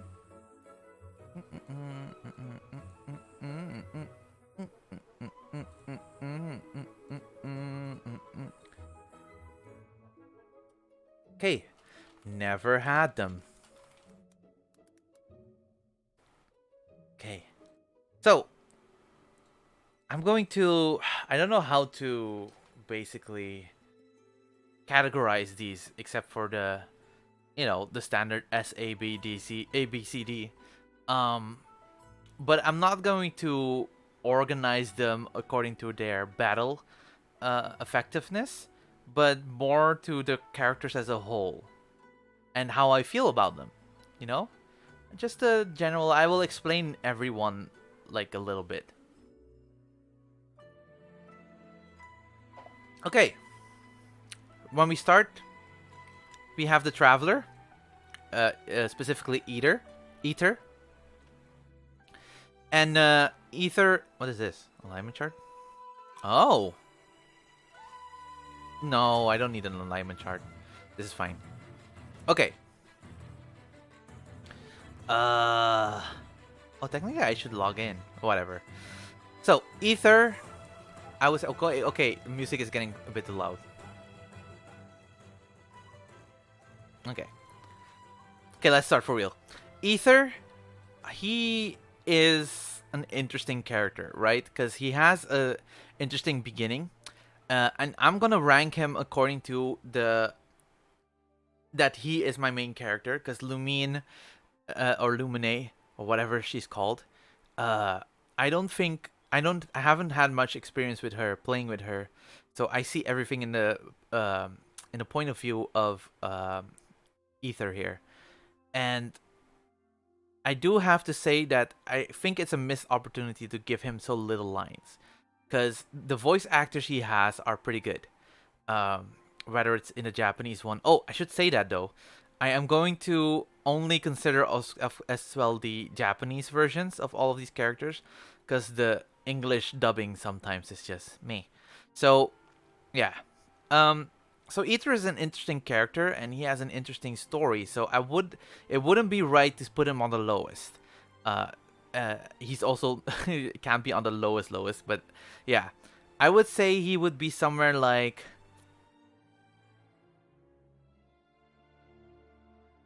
maybe a B. He does have some battle effectiveness, right, to him, because his wind version is pretty powerful, especially when you skill him towards it, which I didn't do. Because whether you like it or not, the other characters have a lot of power that's very comparable or better than Ether's. So battle activity, you can say like it doesn't really matter for him. But when you think about his story is pretty interesting. But sometimes his writing is all over the place, right? Because sometimes he just like answers very like aggressively, but sometimes he answers a little passively, and then Paimon would be the one that's more aggressive. So you're kind of like wondering, like, is he really aggressive? Is he really not? What's happening here? So since he's kind of like switching all the time, I think he would be a B tier. I don't think he's a D tier. Well, I would definitely say he's never a D tier. I would say he's a bit more competent than a C tier. But since he's underused when it comes to his voice, and since he's so flip floppy sometimes in the story, I would say he has to be a B tier. Okay, Albedo, a very mysterious dude. Um, he apparently has been split into many versions, which gives him Xehanort vibes. And I don't know what to think of that. He's a very stoic kind of person. He draws. Uh, he's very nice to Klee, and other I guess Kohai that he has in Mondstadt. Uh, but other than that, it's like what is really interesting about him is only the mysticism about him is the interesting part. So he at least has some kind of backstory. He is a little bit more powerful than when you think about his battle competence. So I would say he would be above uh, when it comes to. I would say like story wise, he would be like at B, but with his little bit of extra damage dealing power and also the ability to put a elevator on the ground, um, the exploration ability that he has, I would put him in A tier, but he's never going to be an S tier, cause he is so wild as a character, and there's nothing really known or interesting about him yet. He has a lot of mysticism to it, but sometimes the mysticism is to a fault, you know. So I'll put him at A. Amber is the first character we meet uh after we meet Ether and Paimon. Um oh god. One moment. Okay. And the first time you see her, you are very intrigued by her. She has a very nice design, a bit of a bunny styling to her. So you're like, okay, she's kind of like cool. Then she has fire powers, which make her a little bit even cooler. And then you learn that her damage output is she's just an interesting character because she shows new players that there is a like variety in playability between all the characters. For instance, her puppet is more used as a tool than an ability. And later on, you can use it more as an offensive ability, but even if you want to use it offensively, it's very hard to use.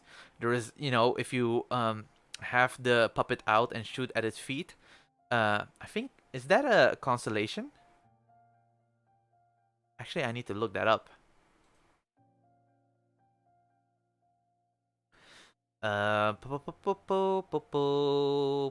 Pyro. Go.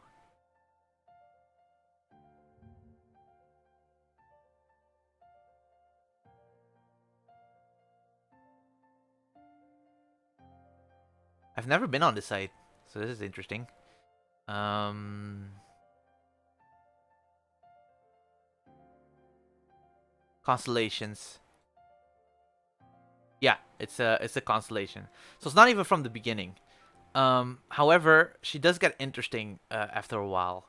For instance, well, actually, when you already get the first one, having two shots, especially when you start out playing with characters, and you don't have any other characters that are interesting, she is fine. And also, she's also because she can bring out fire really quickly, and you don't have someone like Yanfei or Klee with you.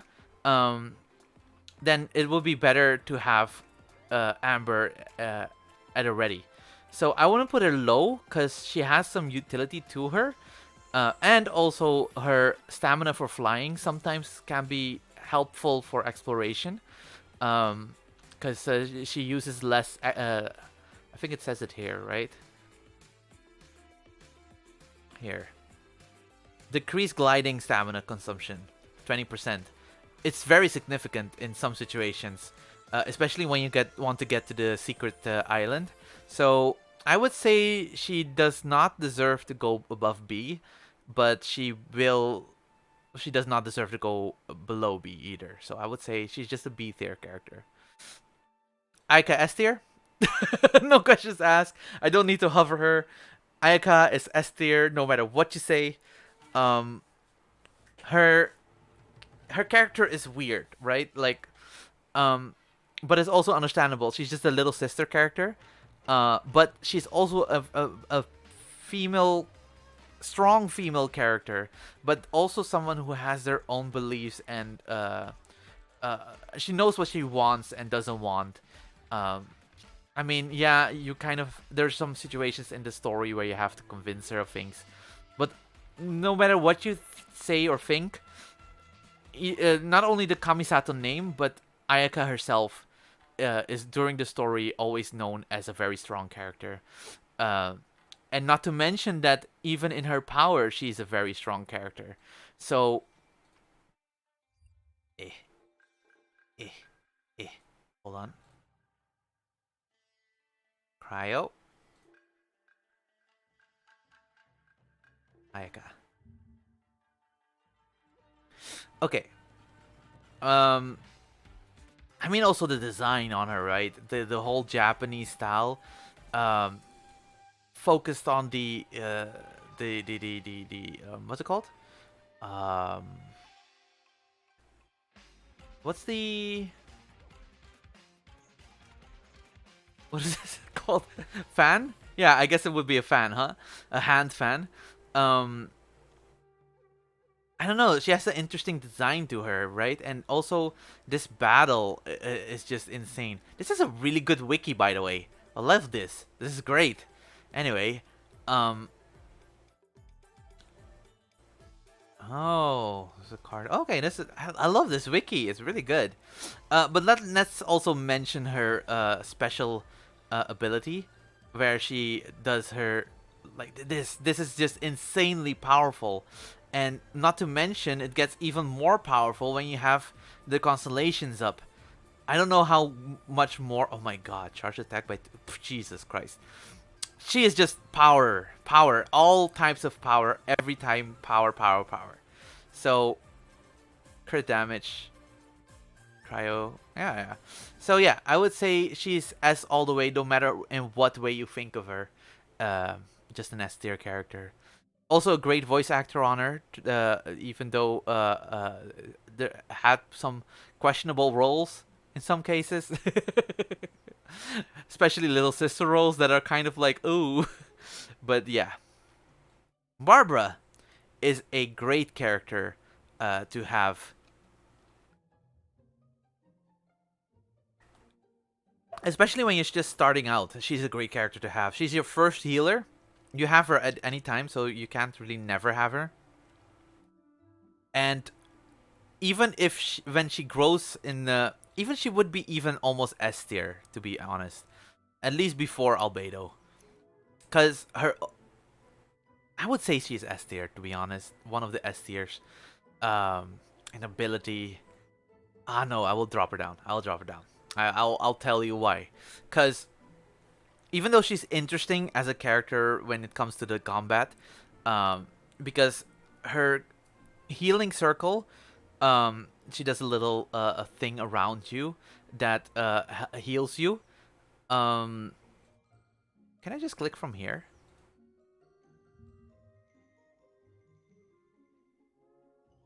Oh no no no no! This is a calculator. No no no! I don't need a calculator. Oh, that's what I did. This is what I have. Okay, got it. Okay, sorry. I'm figuring out this site as we go. There's not a lot of Hydro characters, are there?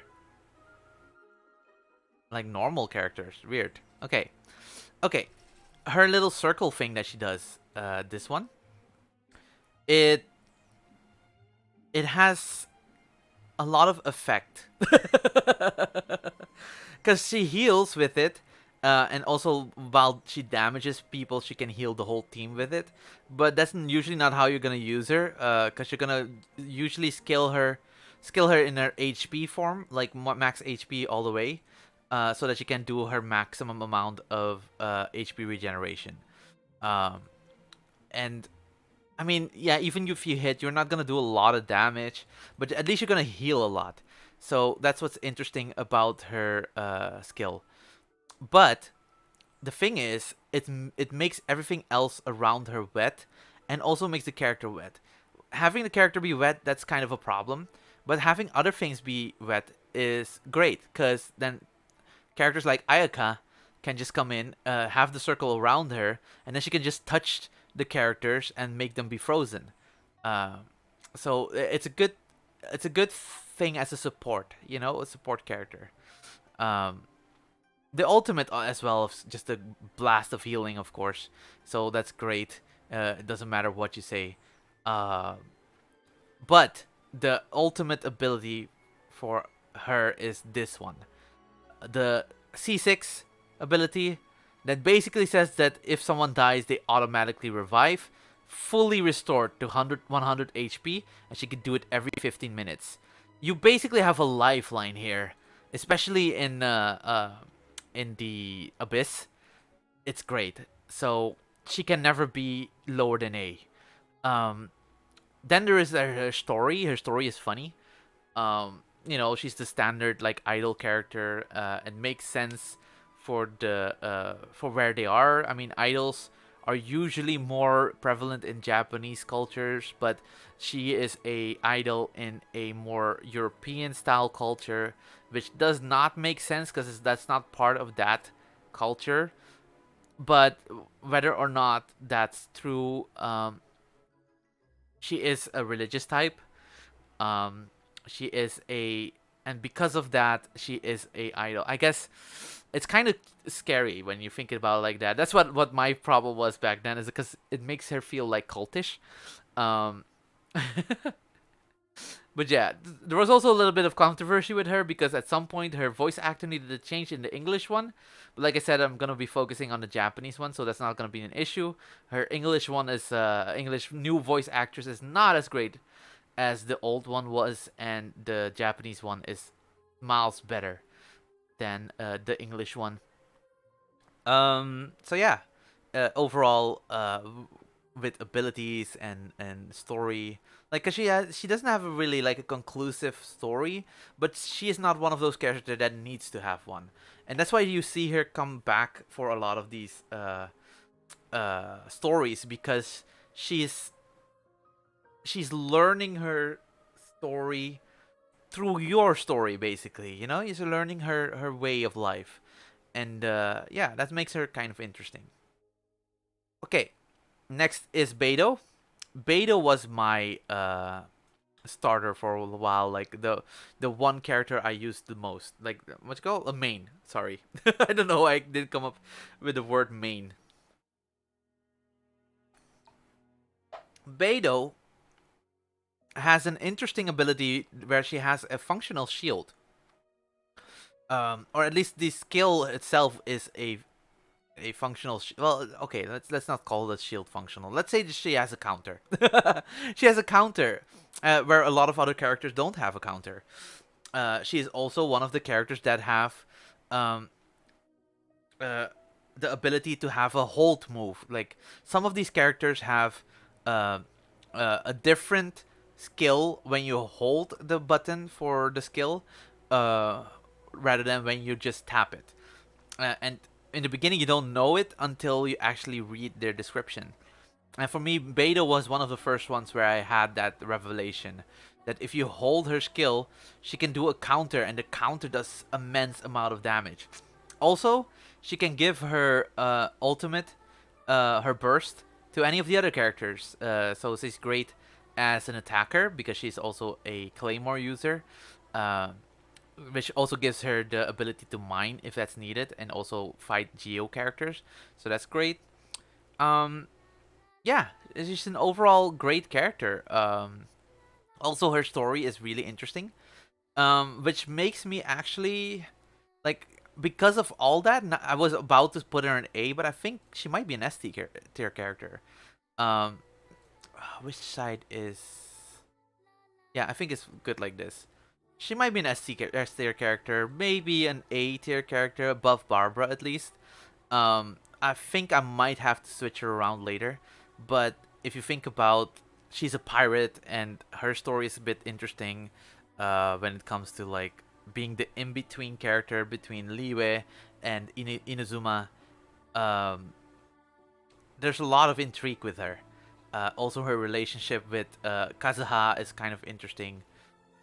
There's a lot to explore still there with Beido's story as a whole, and just the character she is, and oh, and she's a tall character, which is also factors in with a lot of the exploration, um, because short characters have a hard time exploring sometimes.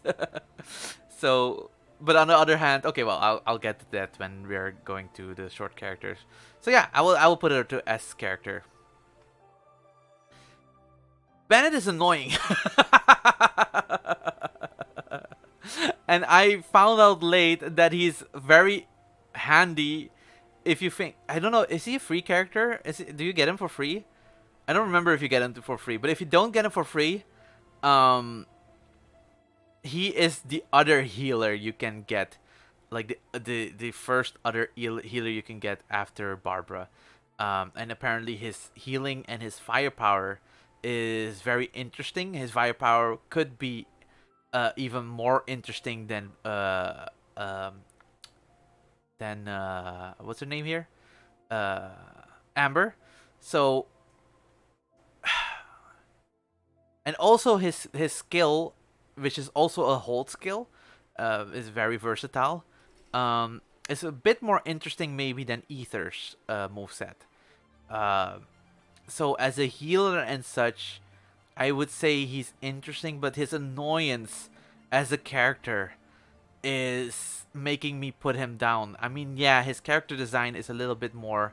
I would say he has a great character design to him, but the personality they chose for him is so weird. Comparatively, you would think like characters that are designed this way visually, and when you think of the combat, they would be more like striving for greatness. But he's like a person pretending to be wanting to strive for greatness. You know what I mean? He is weak more often than he's not, and that's weird.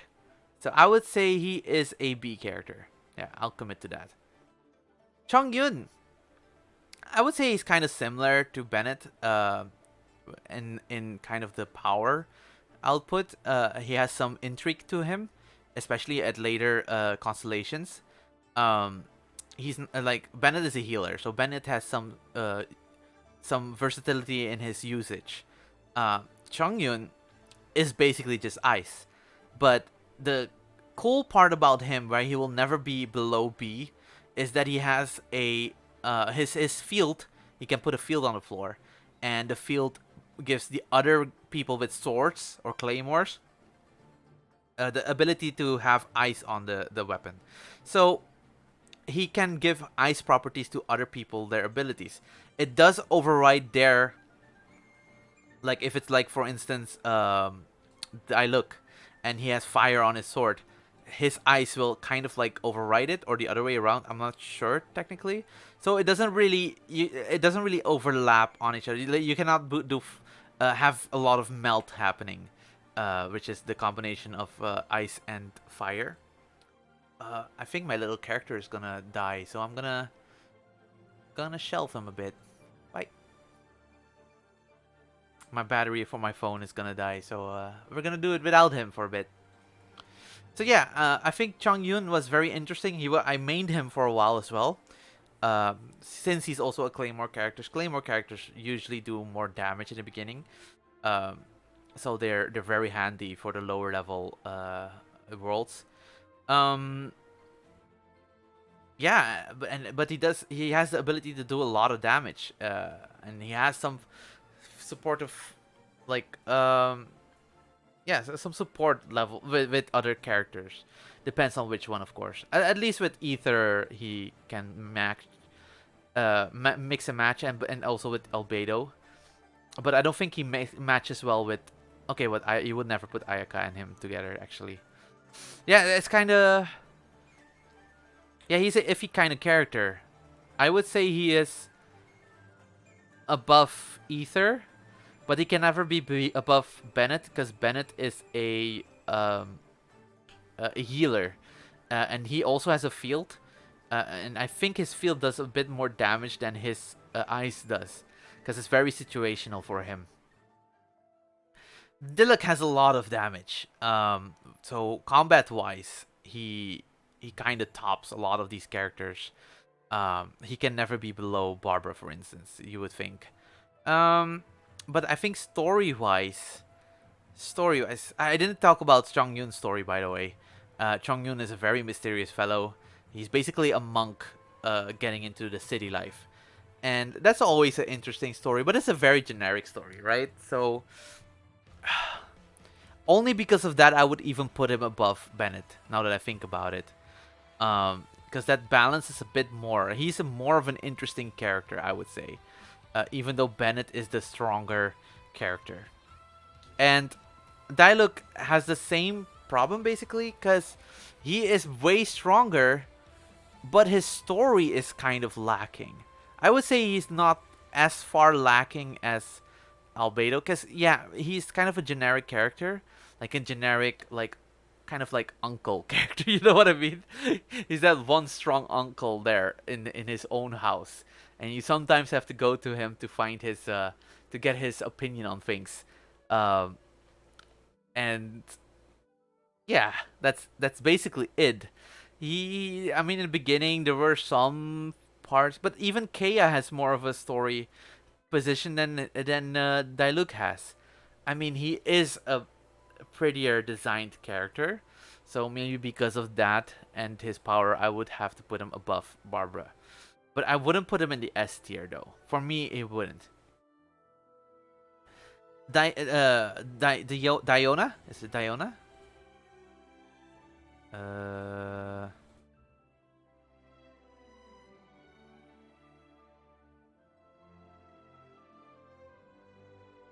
Diona, yeah. Diona is, I mean, she's, I think I would put a statement out right now. All characters with animal features to them are kind of interesting, because we don't know still what's up with that, you know? What is the reason why most of these characters have some animal characteristics to them? Is there... And there doesn't seem to be, like, some kind of, like,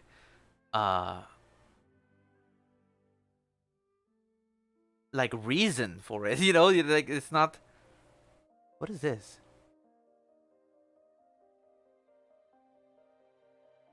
Is this Kaza? What is this?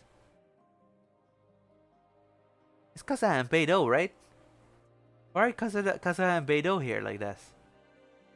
What is this tier list? Kaza is here, right? Where is he? Yeah, look, Kaza is here. What is this? Is there a character missing in here? I'm very confused. Anyway, um, I mean, she has some interesting story to her. She's a bartender, apparently older than she looks like. She's a healer, which also makes her interesting. Uh, but she's even a better healer. Oh, actually, I don't know. Let's check that real quick.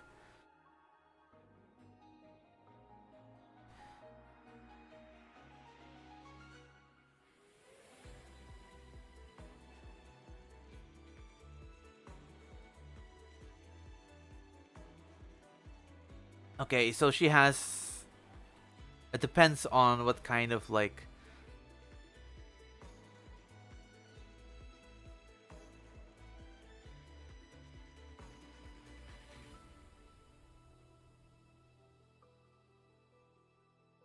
$200 elemental mastery. She is a specific character. She works in specific builds, I guess. Team builds. Compositions. Interesting. Very specific. Yeah, she's always interesting because she has those animal ears, which I don't know what the reason is, which makes it very interesting, kind of like mysterious. So I will put her like on A tier, but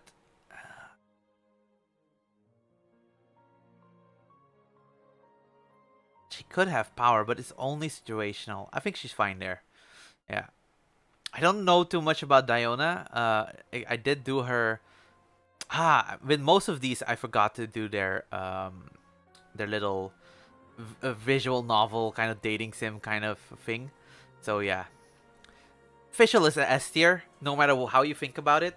She's a very intriguing character, and you know, the Chunin Bio trait is always endearing, especially when it sometimes breaks. There's a lot of lines in her text where she just kind of breaks out of her persona, her official persona, and we also got confirmed what her real name is. It was Amy or something like that, a really generic name. um, but yeah, it's interesting. I love this kind of character. It's very, we don't know much about her, like her who she is, who her parents are, or whatever. We don't know anything, but we know there is a lot of mystery to it, and it's interesting mystery. So if it ever resolves, that will be the best way for her to be more interesting. Her power is definitely higher than most characters. So combat wise, you would definitely always choose her. She's a bow user. She's one of the best bow users. So she definitely always stays higher than the rest. Um, yeah, that's basically it. I have her on both of my accounts, and she's always wrecking shit. So no matter how you think about it, Official is one of the best characters in the game, and I think most people agree with me. I sadly never had a Ganyu, and I want one, so I don't. I know she's super strong, so I can definitely see her being S tier.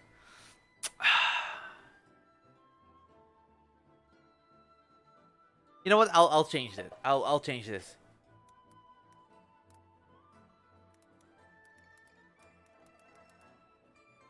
Right? So I don't know, never had them, and don't know enough. Let me just put it like and, because then I can still use her. Okay, so I never had her, but I know that she has higher damage than most. I think she has a higher damage than uh, Fischl, but I'm not sure. So I'm gonna put her a little bit lower than that. And her story is very interesting. She is a Adeptus, that basically decided to live among humans. No, she was. No, wait, hold on. I'm effing that up. Uh,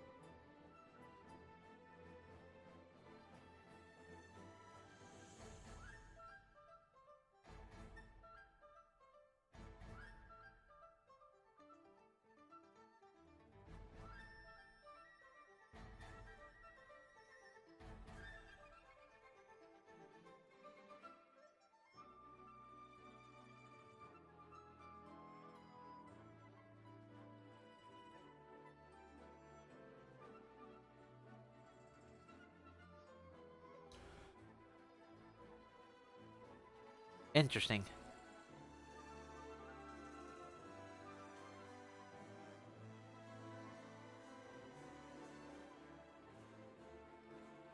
Okay, yeah. She's an Adaptus indeed, like a descendant at least of one of them. Went Dutch there for a bit. Okay, um, and again, she's also a character who has some yeah, some animal features to her, so that's also interesting. Um, uh, but hers are a little bit more explained than the rest are. She has an Adaptai kind of lineage, so it makes sense for her. So yeah, anyway, she's intriguing. Don't know anything about her. I think she's an interesting character overall, but combat wise, I cannot say anything about her. So I think it's unfair to put her anywhere, honestly, without enough information. Jean is an interesting character because she is a very hardworking kind of character, but it's also a done trope, so not too interesting. But she's also a healer. Um, I would say she belongs here. Yeah, belongs here. She does have an interesting ability. Actually, I will put her one up because whether you like it or not, Jean has the amazing ability to throw people in a controlled manner, or throw characters. Even, I mean, heavy characters she cannot do, but there are characters she can just cheese basically. So her combat ability just makes her very strong.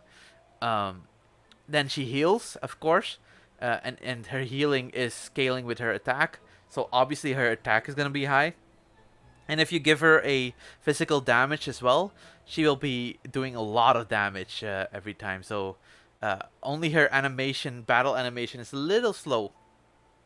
Like attack speed is a bit slow comparatively to most characters. Um, so I would say there are other characters that can do the same feat in a much better fashion.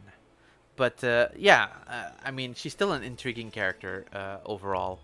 Because she has her weaknesses, and her weaknesses make her interesting. And way more interesting than Diluc is. So she can never be below Diluc. Kea.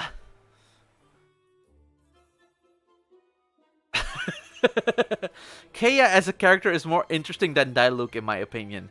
But Kea's power, I don't like his powers much. But his powers are not insignificant. So I cannot put him in a C tier. I would say he is at least worth something. So, but I won't put him above Ether, and I won't put him above Amber, but I won't put him below to C tier. Yeah, I think he has an intriguing character, like, but he's annoying. He's annoying. That's the problem with him. He's such a manipulating little shit. But on the other hand, you need manipulating little shits to make it interesting. You know what I mean? So that's why he's an interesting character. Also, he has the bridge. When you are, oh, which does make him versatile for explorations. Due to that, I think I will have to bump him up. beyond Cheongyun. Yeah, I think I have to. Since he's the first character you encounter that can make bridges on water, he is sometimes very valuable, especially in the beginning when you need a lot of primogems. And there are some primogems to be gotten from the secret island and another secret island below Dragon Spine. Um, and only with Kea you can get there. So, in the beginning at least. So yeah. By the way, the best character to go over water with is of course Ayaka, because she can virtually infinitely go on water. It just depends on your timing of her skills. The one thing Kea and Ayaka have over other characters is that their ice stays a lot longer on the water than most other characters. Kea's skill and Ayaka's skill, Ayaka having a bigger piece of ice that she makes, they both last for a long enough time where for Ayaka, her stamina gets back, so she can run on water again. She has an alternative run. She can run on water. That's definitely also one of the reasons she's S tier. So yeah, and Kea, yeah, because of the wall, the bridge that he can make over water, I would say Kea has to be a bit higher than most characters, even though he's an annoying little shit. Kitching, I would say I mained her for a freaking long time. Mained her for a freaking long time because I would say I, the only reason why I cannot put her on S tier is that her combat ability is a little bit specific. You cannot use it in every situation, and she doesn't do the output damage of the other characters. Oh, but I have Beto up there.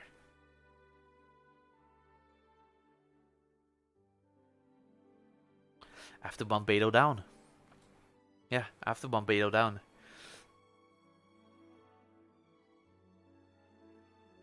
But Beto has...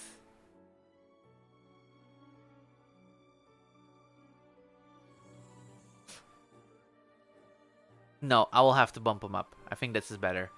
Because Keqing and Beto both have interesting stories to them. Keqing has a opposite opinion usually of authoritative figures, which is an interesting feeling, and also, you know, pirates are interesting. So I would say story-wise they're interesting, but their power are kind of equivalent, with hers being a little bit more than Beto. So I would even say that she's a bit above Beto, now that I think about it. And especially since her ult, her burst, can also reach characters above her. Keqing has an easy time fighting against the Oceanid, for instance. So, yeah, I think this is fair. In my opinion, at least. Klee is always S tier. I wouldn't put her above Ayaka, because Ayaka has a little more power than Klee has. And Klee is very much a glass cannon. But she has a lot of damage. There's so many bombs, so much red on screen whenever Klee is out, and equip her with the right kind of weapons and kind of artifacts, and she will wreck shit, basically. But her story is interesting. She seems to have a bigger role in general, and she's constantly being pulled back for stories throughout all regions, and that's interesting. Why so much focus on Klee? I think there's something in there. I think Klee is going to have a pivotal role at some point. And her mother, the mystery of her mother, is hinting towards that way more every time.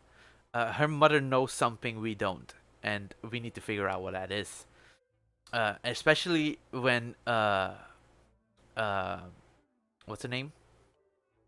Ooh, I'm having trouble thinking of names.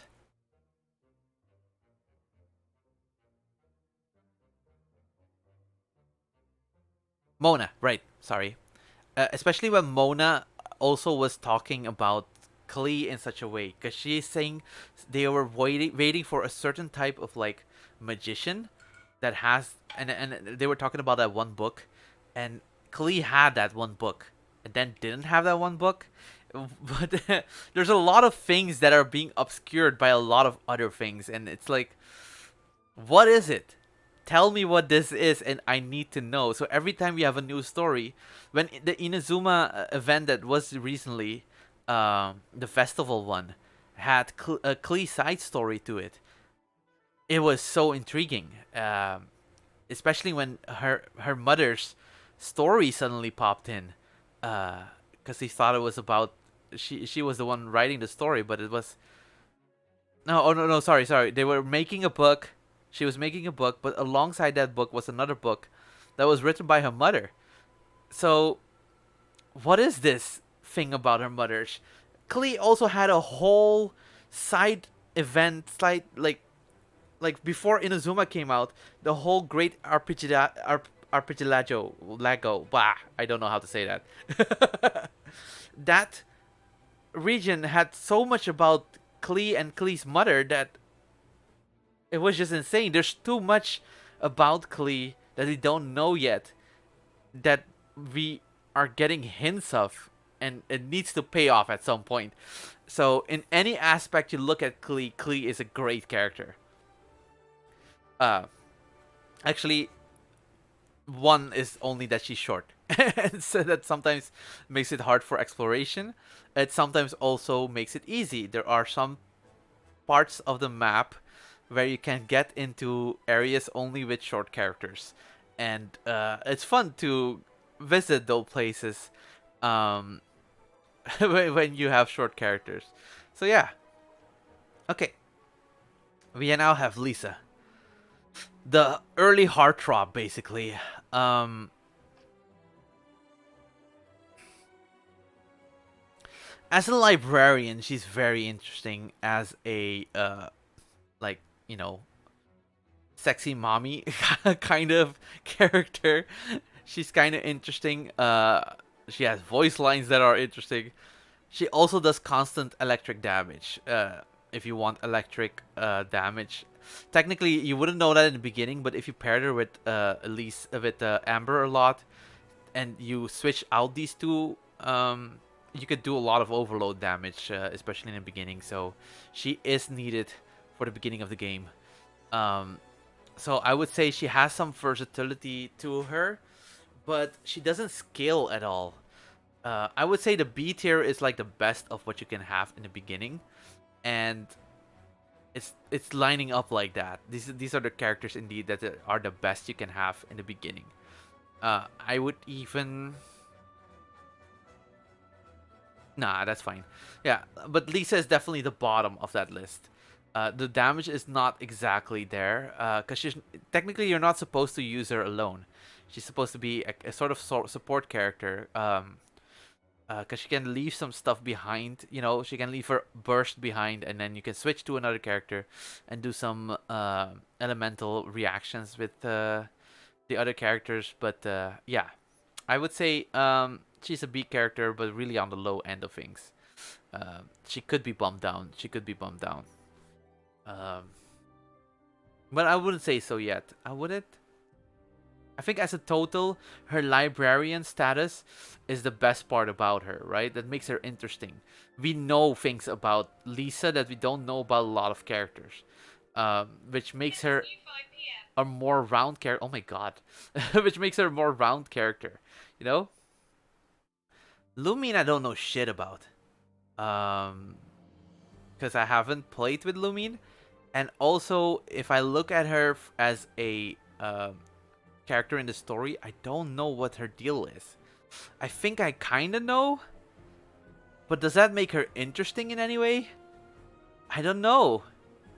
So I would say at this point in the story, as of 2.6, even with the chasm being out and me and having seen more of Lumine, we don't know enough about her to be able to class her higher than this. I think that should be fair. In fact, she has the same effect as Lady Lady Luna something in Final Fantasy 15. It's where she is a character, you know where she is, kind of, you know what she does, kind of, but you don't ever see or experience her. So is she really a character that's interesting? And also she's opposing her brother, a lot, in a very antagonistic way, as if he did something. And is it really okay then? I don't know. It's just weird. Mona is definitely an A character in many aspects, especially with story. She is more interesting than Barbara, I think. And Diona. Oh god, I think she will climb up all the way to this. Yeah, I think Mona is more of an interesting character than Jean. Jean is a character that is basically set. Mona has a lot of things to her. First off, she's a very knowledgeable witch. Um, she has an alternative run. Oh, actually, maybe I'll need to bump her up more. There, I think Mona needs to be there. Ability wise, I'm technically not that knowledgeable about her because I haven't really skilled her the right way yet, so I don't know how much her damage is compared to other characters. Um, but she's definitely a interesting character. Also, the fact that they're playing around with her being a poor kind of character, that is interesting. It's funny, because a lot of these other characters don't have a little thing like that that makes them very much recognizable. So yeah, I think there's not much more to say about her than basically that. Also, alternative running over water is great in any capacity, especially when you don't have Ayaka yet. Ayaka makes it so much stronger because ice just, what the heck?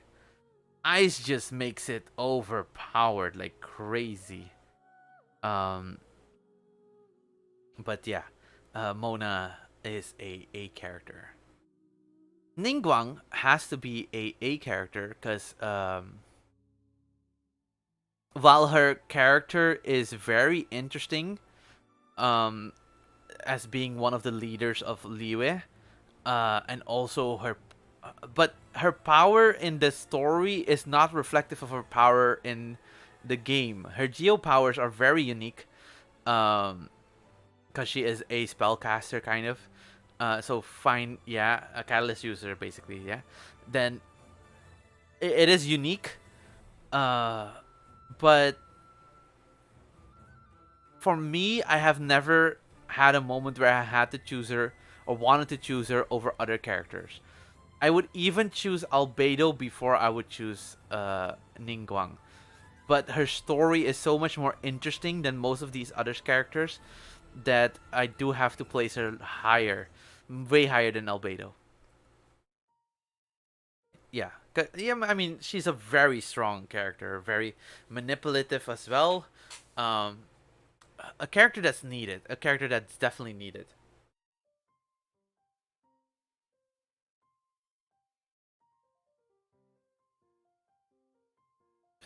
Um, Noelle. Ooh, I think Noelle is an S tier character. That Noelle's story has way more to her. It's way more intriguing. Let me put it like that. You do want to feel for Noelle more than most of these other characters, because she has a really nice personality. She has some flaws that are very recognizable, and she has thoughts and says things that are relatable. Um, and other than that, especially when you have her C6, she has immense power, and she has some kind of healing ability too.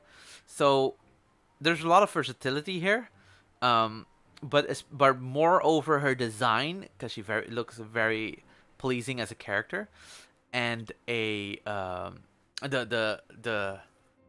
story around her is very interesting. She's not a knight of the Favonius, um, but is almost seen as a knight of a Favonius, yet she does not want to be acknowledged as one. It's for me, technically, it feels very relatable. Chi-Chi, in my opinion, is way better of a character than Fischl. Because there's too much about her that's just interesting. She's one of the best healers in the game.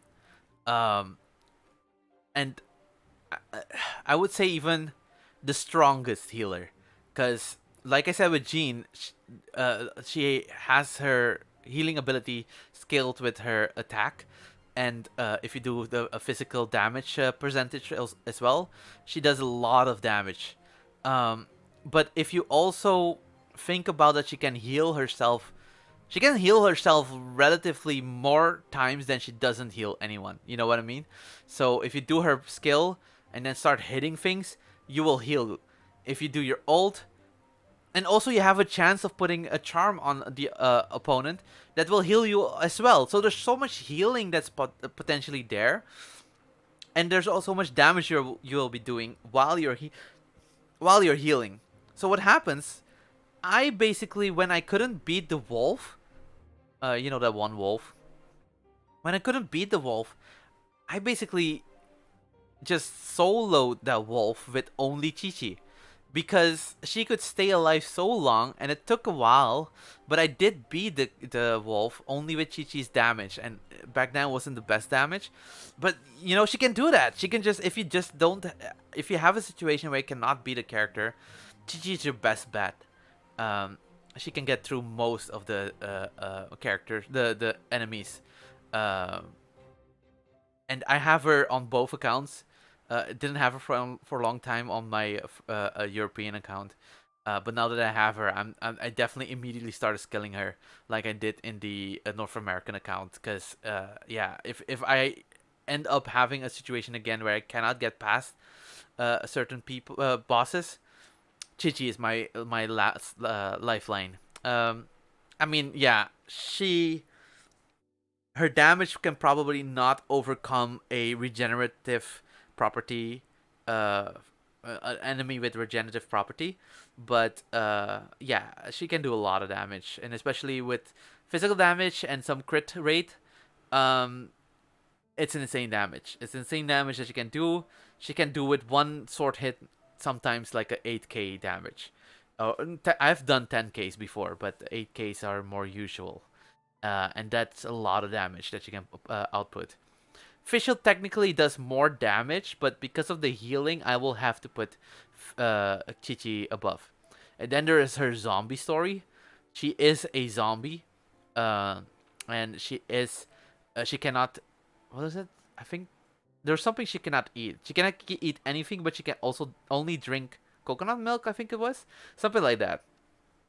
So something particular about her, which really sells that she is a zombie. Which also opens up a lot of the things around all the other characters, because she's a zombie character, and later we will be seeing a vampire character, um, and that's something supernatural that you don't see in a lot of characters or a lot of the world design. So why is a zombie and a vampire there? So that's very intriguing, just as intriguing as some of those animal, like characters with animal features to them. Speaking of animal-related characters, Razor. I think it's only appropriate to put him next to Lisa, maybe above, only for his abilities, because he does do a lot more damage than Lisa. But I would say he's not as versatile as Amber is. Um, a bit of a bland character, to be honest. I would even re-sort them like this if I have to. And I think that's the best way. I think that's better to do it like this. Razor's story is interesting. The whole raised by a wolf kind of thing, but it's also a done story. But that doesn't really mean anything, because a lot of these stories are derived from a lot of stories that already existed, so that's fair. But it does get annoying after a while. You know, you cannot.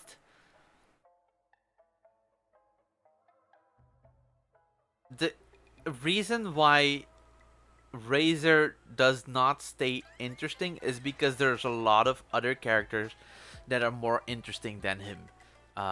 So in any case, like even if I do want to say that if it is between Bennett or Razor, I would choose Razor over Bennett. But Bennett's versatility is just too broad to have him be slumped down to Razor's level. So yeah, he stays in C tier. Bennett stays in B tier. Sucrose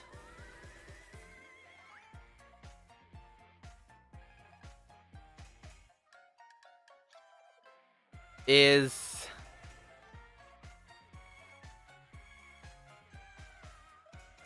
lower than Mona. Yeah, I think that's fair. Sucrose is a very interesting character, a very lovable little student character that strives to know more about the world, but also has weird quirks about her, and she is also a animal-like character. So she has too much intrigue to her to be put anywhere lower than S tier. So she stays in the S tier. Damage-wise, I would put her above Keqing because I have been recently investing a lot of time in building up Sucrose, and it is paying off a lot. She is doing so much damage; it's just insane. Um, Especially when you also get some energy recharge in her. Doing that ult multiple times is just so satisfying, especially when you pair up with Klee, pair up with Fischl, pair up with anyone basically, because the whole swirl thing is just amazing. She does her every attack she does is elemental based. It's always gonna have a swirl effect, so she can attack most of the elemental characters. um yeah, she's just there's a lot of power to her that isn't very apparent from the beginning, and it only depends on what you kill her with the artifacts and with the weapons. Uh, there's just too much there to not view her in a higher sense. What? You know what I mean?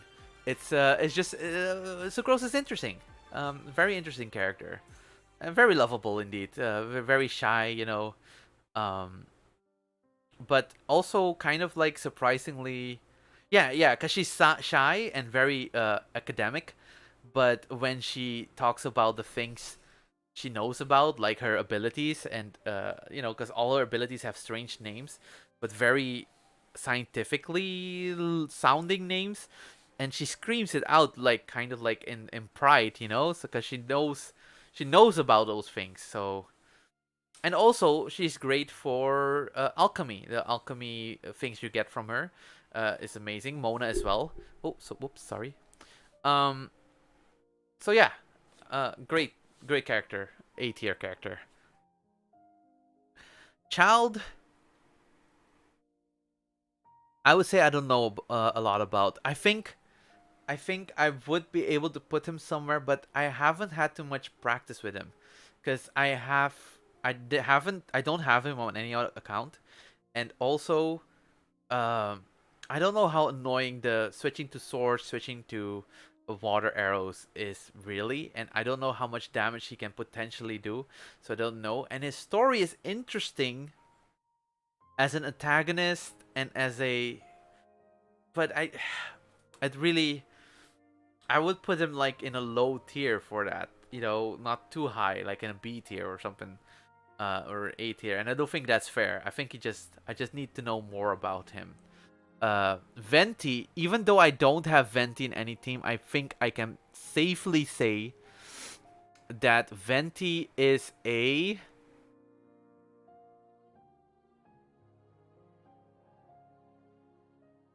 tier character. The writers know what they want to do with Venti. It feels like, but he is not as interesting as. I mean, he is a higher being and whatever. And he's an archon. Um, he has a lot of power in his you know, same way Sucrose has a lot of power with her animal moves. But compared to Sucrose has a lot of intrigue to her, a lot of different things. There's a lot of aspects of her that are very interesting. While Venti doesn't have that much. Um, I mean, he's drunk all the time. That's basically it, and he can play the harp, and that's cool. And he has a dragon friend. That's cool. Um, there's a lot of cool things about him, but I wouldn't put him. I wouldn't put him above Gross. I wouldn't put him above, below Keqing though. Keqing does have a lot of things, but not a lot of things compared to Venti, in my opinion. So yeah, that's basically where I'm gonna put him. I mean, it's very S heavy. Honestly, I would even have to split this up. To be honest, maybe I would even have move all these to the C tier, um, move all these to the B tier, and then move some of these to the A tier.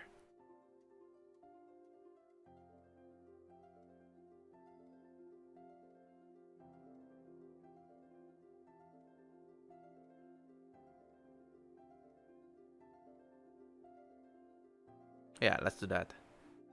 Well,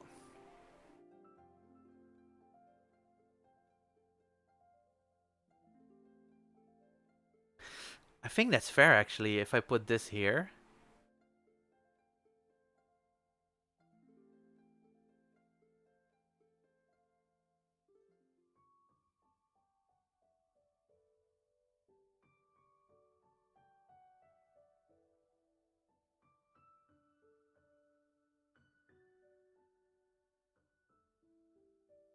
like this.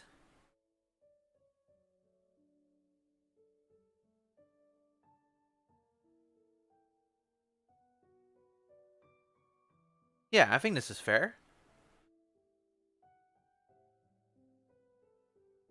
That makes sense. Yeah. Okay. Okay. I'll keep this. Um, I'm kind of. I think he needs to stay up there though.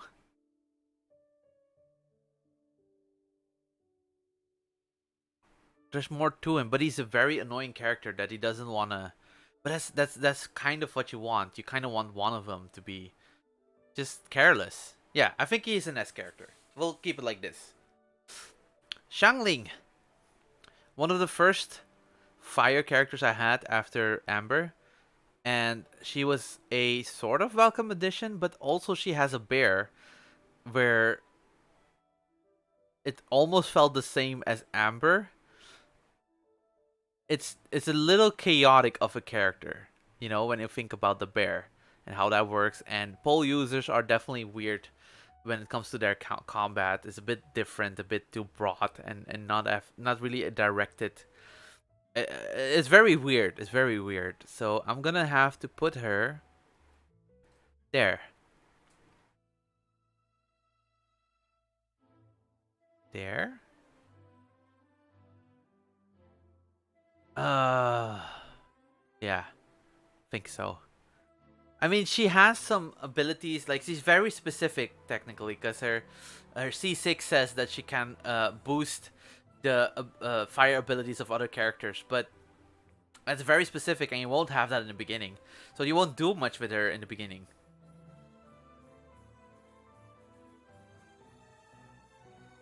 I mean, if you need fire moves to be used, and you don't have any other characters than Amber and Jiangling, then you would still go for Amber, because at least you can direct the fire damage somewhere, you know? So, but she does have more.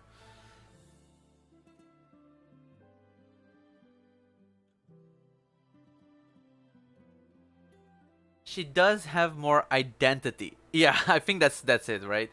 Amber and Shangling are kind of the same way in both ways, but I think Shangling's cook identity is a bit more interesting, especially also the bears.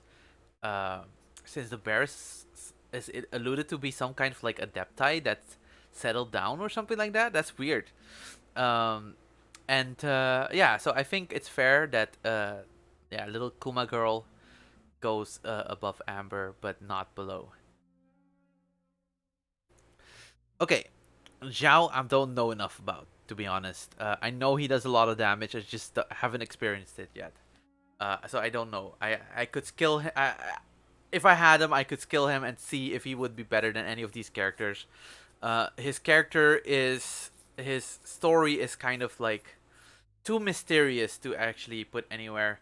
It's kind of endearing and kind of mysterious at the same time. So I don't know. I would put this guy above Keqing in the A tier. Very interesting character, writer, and he's also a leader of a group. Oh fuck, I don't know. Actually, I might put him higher though. Like here.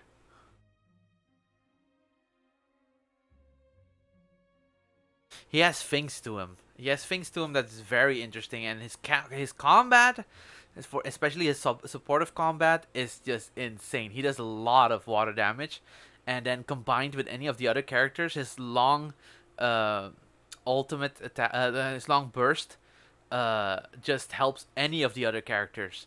So yeah, I think he's a very interesting kind of character, very interesting design. It's very funny because he's very recognizable, except for his name, because his name is very hard to remember, Shinchu. Um, but I think because the androgynous nature of him, whether he's a girl or a guy or a girl, it's just very recognizable. So yeah, I think he's a very more interesting combat-wise character as well, and you know it very early on. So he's one of the best early characters that you can get, and also very the best characters you can keep basically. Because pair him with the Ayaka, and you have an insane team right there. I switched him out with Ayaka a few times because I think in the overall team composition it was kind of weird, but technically Shinchi can, in my opinion, my usual team would be Ayaka, Klee, Vishal, and him. And then doesn't matter which one of the other three characters I would use. The damage output would be so much basically, except that I needed a healer between all of these, and I don't have anyone. Those three didn't really heal anywhere, except for Shinchu himself. So technically, it's fine. I also gave Ayaka a sword that heals. So in some situation, that will be a great team. In other situations, you would need Chi Chi somewhere in there. At least I did need Chi Chi in there, or Jean you need in there. Maybe even Diona. In extreme cases, I guess Bennett, because Bennett is one of the best healers, especially later. Yeah, Xinyan sadly has to go down here, because while she's interesting, she's not as interesting. I guess she's higher. Yeah, I guess she's interesting, more interesting than Razor, because she's not as annoying as Razor is. Um, but she has no damage output, and she's, I don't know, she just shields, but isn't a Geo character. Um, and her damage output isn't there. Maybe combined with another character, she would be interesting, but even then, it just doesn't make sense. It's also not consistent fire damage. It's and her rocker style character is interesting for a while, but then I don't know, what do you do after that? There was a moment where she did talk about it, or like she was part of the story or part of a side story, but then it wasn't really about her rocker side. It was more about her personality being more, you know, out there, and that's okay. It did show it a bit more, but I think Amber is a more interesting character than Xinyan is.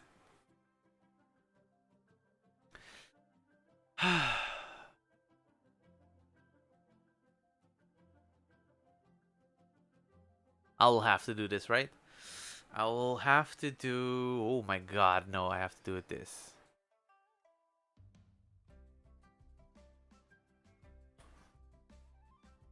It depends actually. It should be maybe even higher, but I don't think I could skill him even more, but I don't think you can skill him to do more damage. I was This isn't damage based anyway, but his story will always be interesting because his story is complete. Basically, we know most of his story from Liwe.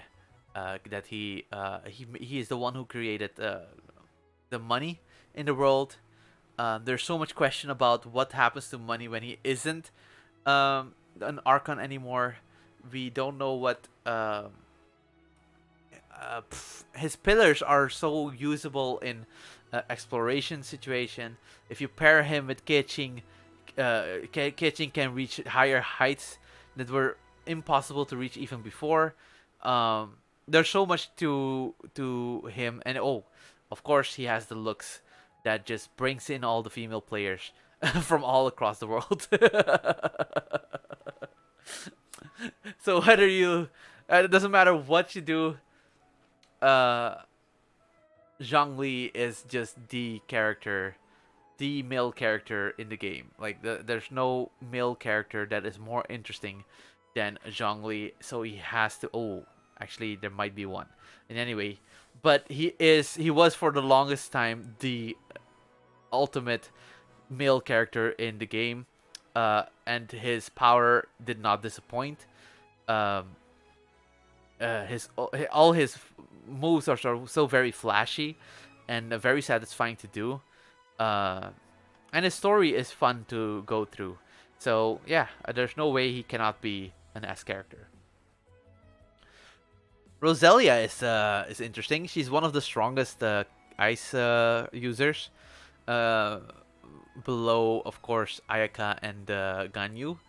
Um, uh, she is a vampire. They call her a lady of a night. It's kind of situation which makes her sound like one of those, but she's not. She's a vampire. She literally thrives more in the night, which is more literal than you think. I think that's part of her ability, actually.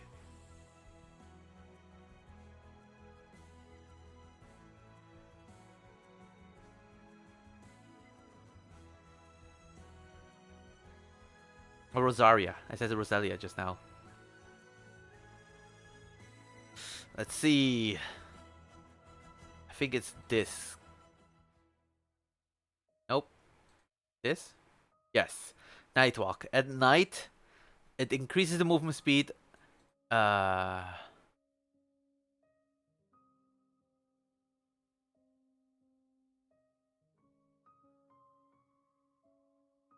Oh, of your own party members for 10%. I mean, for exploration, that's fun, I guess. But also, what happens is that she does have a lot of interesting damage to her. So yeah, look at that. I mean, she is very interesting when it comes to her powers.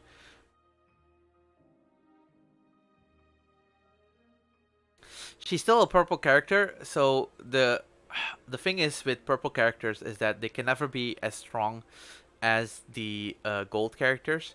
Um, but I mean, she's the most interesting of all the ice users when it comes to that, and she has the interesting story as well, because of course there's a lot of mystery to her. Her design is also interesting because she is very voluptuous, which and she is a vampire, and um, they have those darker tones on her skin, which very which none of the other characters really has. Not even Chi Chi, who has a very white, stark white skin. She's even a little bit darker than that, and that's very interesting, very special at least. So, yeah, I would say she's of all characters a much more interesting character, and she's a tall character as well, which does help a lot with the exploration too. Speaking of tall characters, here comes Eula. Eula, I think, is above Keqing, but not in an S tier yet, because her damage output is good, but it is not on the level of the characters that you see above there. And her story is really interesting though, because she is a uh, she's very much a European character, which fits the Mondstadt location very much. You know, she's a some kind of like not royalty, but what's it called? Um, she's she's just a character of higher standing, and also has the problems of characters of higher standing, but also rejects them at the same time. But also keeps true to her um, culture. So it's very weird, but she's struggling with things that make sense. Makes sense that she should be struggling with, along with her being a very prominent knight of the Favonius. Um, it just makes her more and more interesting every time you learn something new about her. Then there's a little trait where she like is going to sue you every time. That's funny. I mean, it works. Uh, but also she has like a little bit of a tsundere, a hint of tsundere on her. So it's like, yeah, all around like interesting, likable character. Her ice moves are great. She has a claymore. She has the most flashiest move in the game. I think none of the claymore users have as flashy as moves as she has. Ooh, maybe. Hmm. Yeah, I think so. Um, so yeah, the great character, honestly, and that's why, because of all the intrigue and all the, you just want to like her. So that's why she has to be above Keqing at least. Even though I would say that Keqing has more fighting ability than Eula, um, but yeah, I mean, yeah, that's it. Yanfei is above Keqing. She is not as interesting as Eula, even though her fighting power is better. I'll have to put her above actually. Now that I think about it, Yanfei has a lot of versatility to her actually. When you think about it, the fire damage is one thing, but there is also like the charged attack. The charged attack has the same ability as Klee's bombs have, and most Claymore users have, is that it can mine. She can actually do damage to Geo characters. So if you're in a pinch and you accidentally did not put any of the Claymore characters in or Klee in there, you can at least use Yanfei if you still have her with you. So Yanfei is still very versatile in that aspect. She is a catalyst user, so constant fire damage is always great. Um, Klee is great for that too. So if you have Klee, definitely you have Klee more than Yanfei. So that's one thing we should know. Um, oh, I do want to know one thing. I forgot if that's true. Let's check it real quick.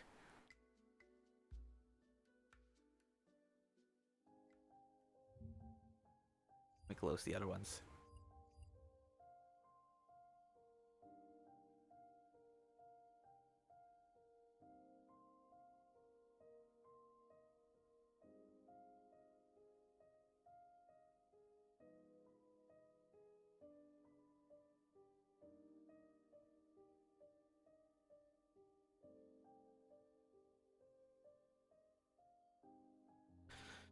She gets a shield. I didn't know this.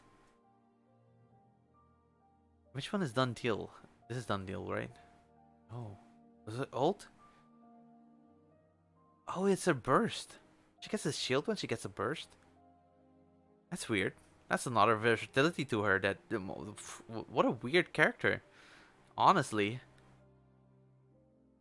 I mean, if she, yeah, she is a character that kind of like acts like a Geo character. I mean, think of what kind of thing she can do.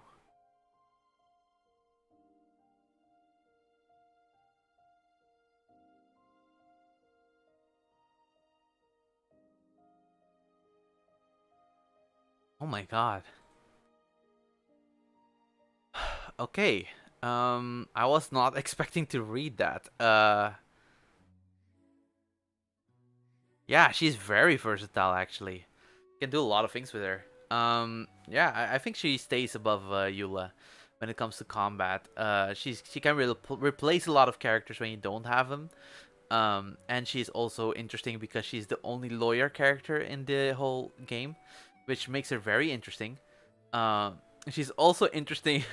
It's weird to say this, but considering her size, she's one of the only ones that is fairly flat chested, which is surprising, and it works for her. She's also a deer-like character because she has the antlers in her hair, uh, which makes her interesting to cosplay for other people. She has so much like going for her. Uh, I'm even wondering if I should put her in the S tier, but I don't think she has that much of a damage. I'll put the not that I know actually. I should actually test that out if that's true. If she can do a lot more damage than, for instance, Shinshu, or maybe even Sucrose, then she could be S tier. But considering all other things, because we don't know much about her story, um, when you do have her in the story, every story is interesting.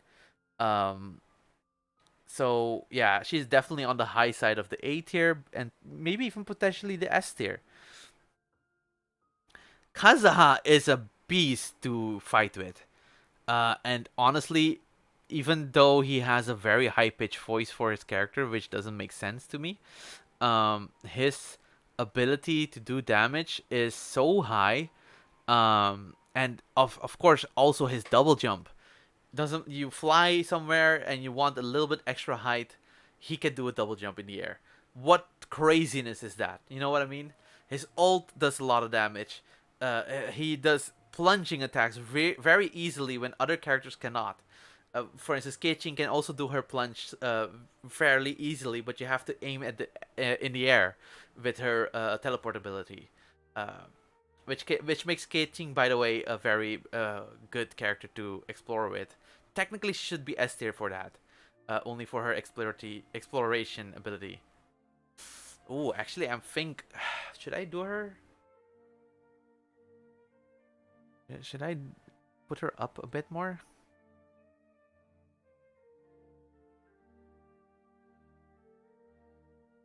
I think because of her exploration, she needs to be above. But I don't think above Yanfei, because Yanfei is way too interesting. Um, Kazuha, yeah, he has a lot going for him. His story is interesting. His story during the Inazuma time, like the Inazuma storyline, was very interesting. His return with the festival, even though that's a temporary story, that was very interesting. Um, he has a cool design with the red streak in his hair. That's very cool. His clothes are pretty cool. Um, yeah, just the whole thing about him is kind of interesting, and at least he has the damage output to complement him with it. So there's no way that he cannot be an S tier character. At least not. Yeah, but he could be bumped down if his story sucks at some point. Yoimiya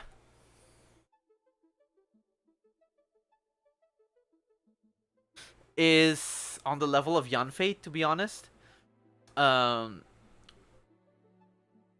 a lot of versatility with her, of course, because you have a bow user. She basically replaces Amber, but she is a 6-star character, like a gold background kind of character. So it's harder to get her. Uh, so I can't really say she replaces Amber totally. But you could if you were, yeah. I don't know. There's a lot of other characters that replaces Amber, so it's not really that. Um, her ult is interesting, but her skill is interesting, more interesting than the rest, because there's not a lot of characters. Uh, I mean, aside from Child, probably, that do their elemental damage with a normal attack, not charged. You know what I mean? I'm talking about bow users. So yeah, she's a very interesting bow user. Does a lot of damage, a lot of potential damage. Actually, I think she does it more than Yanfei, huh? But the problem with her is that her story is very basic. She's just a country bumpkin, and that's it. She makes fireworks. That's interesting. Um, but is it more interesting than the lawyer? Is it more interesting than the versatility that you have with Janvei, I wouldn't say so. Uh, I would say that Yoimiya is more interesting than Keqing, or more likable, I would say, than Keqing. But and does more damage than Keqing. Yeah, I think would be the qualifier there.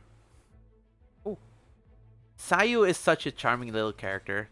Um, I would put her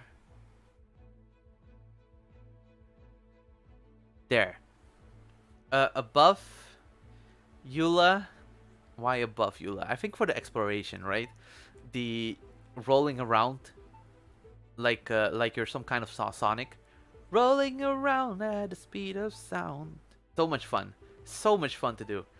Um, the swirl she can do. She's a claymore user, which means she's the only animal claymore user. Um, uh, and her character is interesting. You know, she's very sleepy character all the time. She's a ninja. Her stories are always funny, especially the one in the festival was very funny. Where she was just thinking on her toes while just covering up that she was just sleeping on the job. It's very charming little character, to be honest.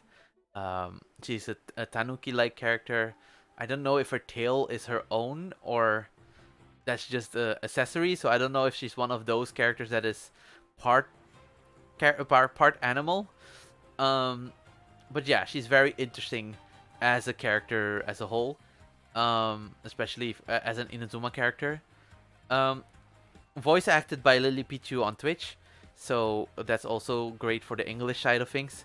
But the Japanese voice is way better. So much better, so much cuter, so much softer. Um, so I would say, is she like? Yeah, but she can't beat Keqing's exploration ability, I think, and her uh Keqing's elemental abilities. So yeah, I think Sayu is put on the right place there. Um, Eula's one big problem with Eula is she's a claymore user, but her normal attacks don't really do ice moves, so it's hard to pull off her ice moves. Even though she's a more interesting character than Roselia. And since Sayu and Eula are kind of like the same kind of level of um, backstory wise, I would say that combat wise, Sayu is the more interesting one. I don't know what this is doing here, so I'm gonna ignore this. I don't know.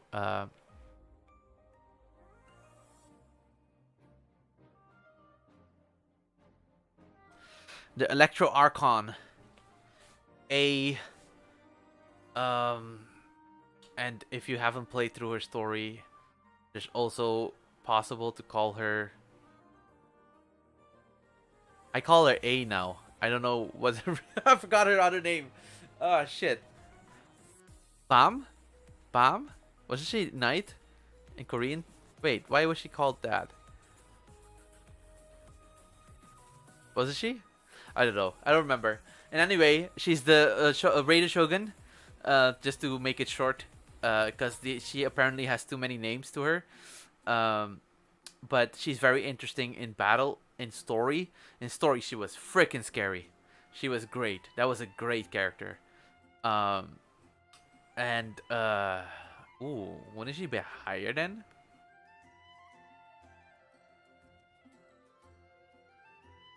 I'm not sure yet. I don't know if in fighting ability she would be above Fischl. I would say Fischl's speed in damage dealing is kind of a little higher.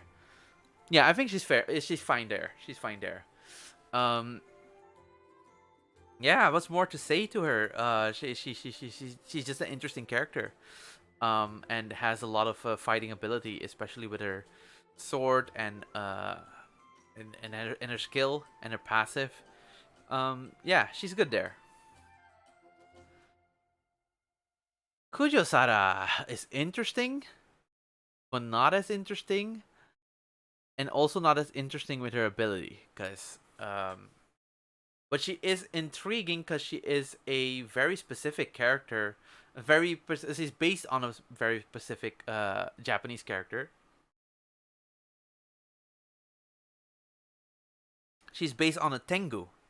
I had to think for a bit.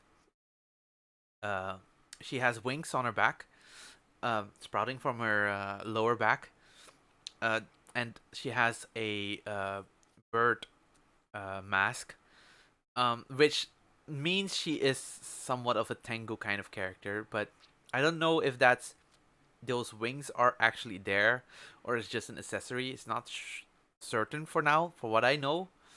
I haven't really looked into it, but a very interesting character. Um, like very authoritative, kind of an asshole. Cause there was that moment where, because she's a simp, right? She basically is a simp for the Rated Shogun, and any moment she can get to further her relationship with the Rated Shogun, she would take no matter what the cost, and that's kind of a bad character trait. But you need those kind of characters. It's fine. It makes it scary, kind of. And that's why she flip flops as a good guy or a bad guy from time to time. On the other hand, her opponent basically is uh, Kokomi. And Kokomi.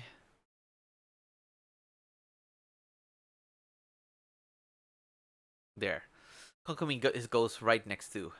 Kokomi is a very interesting character. I wouldn't say more interesting. I wouldn't say. Yeah, I wouldn't say more interesting than Zhongli. This is not because of the story, but more because she has a very strong woman vibe to her, and her healing ability is just so interesting. She can walk on water with her ult, with her burst, which you never use basically. But it does do a lot of damage. That's important. She does way more damage than you think she does. She does not have a crit, because her crit damage is all the way down into the negatives, so she will never crit. But regardless of that, she does do a lot of standard damage, so it doesn't really matter that she doesn't have a crit. Uh, in fact, if you do build her for crit, you will probably not. It will probably not do anything really, because the total amount of damage you do without a crit is way more than if you had a crit. So yeah, just a versatile, strange little character. She floats around a lot, which makes her very interesting. It makes you wonder how is that possible? Is she a mermaid or whatever? It's not very clear. So there's a lot of mystery to her as well. Um, yeah, but her character design is also like she has a very distinctive look.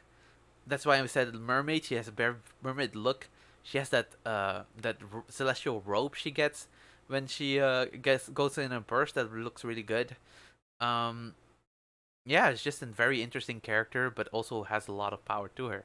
I haven't really used um what's her name? What's her name? Something with Aloy. Aloy, sorry, Aloy. I haven't really used Aloy much, but her grenades ability is kind of similar to Klee's. Um, but she's also a bow user, but she's not worse. But she doesn't have a story, so she's she at least has some fighting ability. But I haven't really explored her fighting ability, to be honest.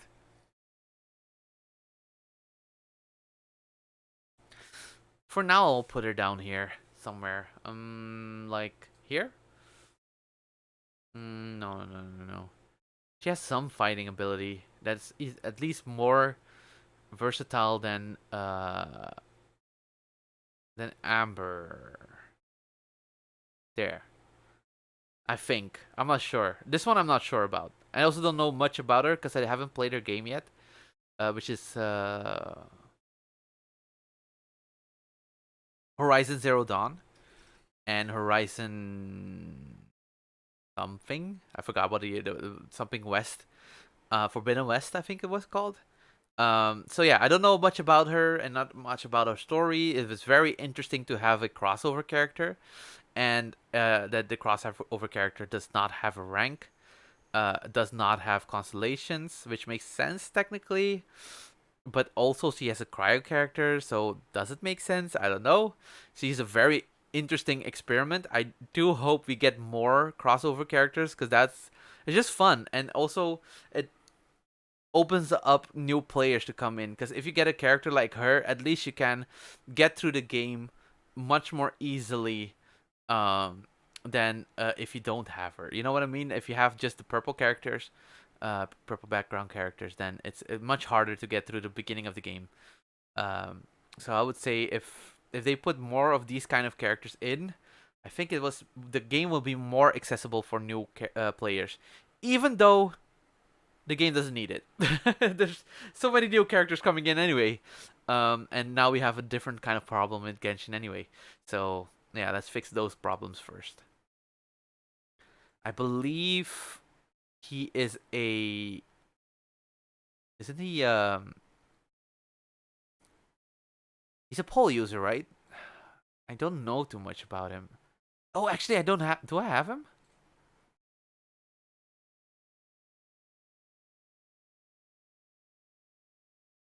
Oh, I don't have him.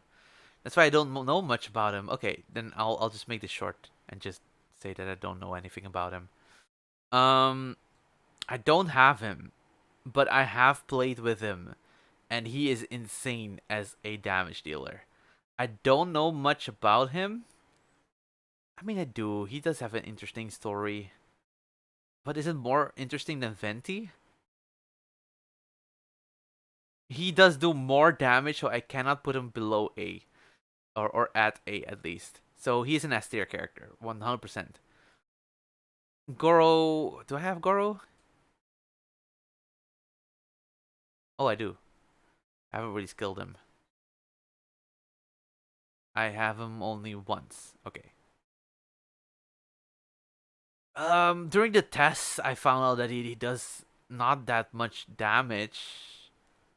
He is a character with animal ears that makes him intriguing, but he doesn't do that much damage, and I wouldn't put him above Albedo. Yeah, I think that's fair. I think he can do things, but in the beginning, in the early game, not in the end. So for me, he's not interesting, but he could be interesting. I should be leveling him up though, because get the 20 and then get another wish from him. That will be the best. I should do that. Do I have Shanha? I don't think I have Shanha.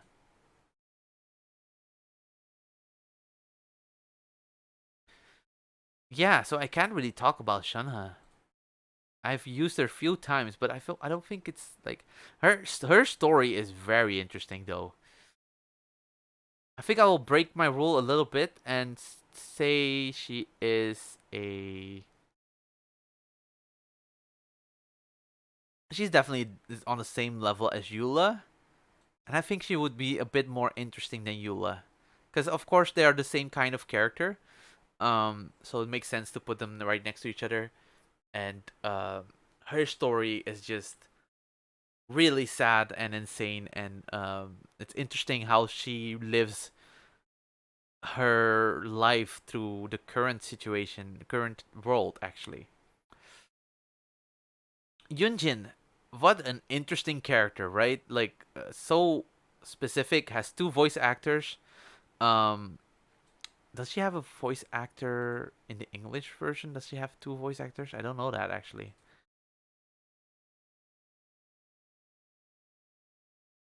Whoops.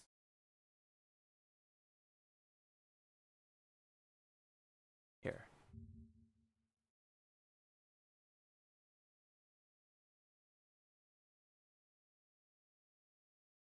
Oh, okay. It's the same person. Yeah, it's the same person over all languages. Okay, good. Yeah, she has a standard voice actor for her singing lines, and yeah, it's just an interesting character, right? She just wants to tell stories, and her abilities are actually pretty good. She does do a lot of geo damage. I would say that she is above.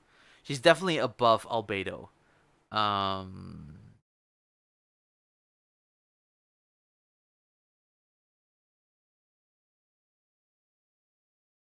I think this is where she belongs. This is where she belongs.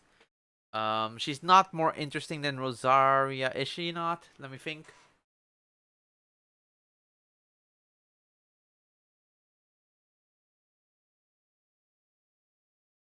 I think as a character she isn't, but combat-wise she probably is. Probably. I'm not sure about that actually. Maybe I shouldn't do it if I'm not sure. I think this is fine. Yeah. Yunjin, I was very excited when Yunjin came out. I think I have her on both accounts. Yunjin, Yunjin, yeah, I have Yunjin on both accounts, and yeah, it's just an interesting character, right? Like the character design. I think I will put a buff just for that, for the character design. It's just very interesting. Also part of a traveling theater group. Uh, oof. No, no, no. It's fine. That's fine. This is fine. Okay. Damn it! I forgot her name. Maybe it doesn't matter because I don't have her. Let's see. Don't I have her? I don't have her. So she is very interesting and prevalent in the story, though. So I could put her somewhere. Why won't I put her somewhere?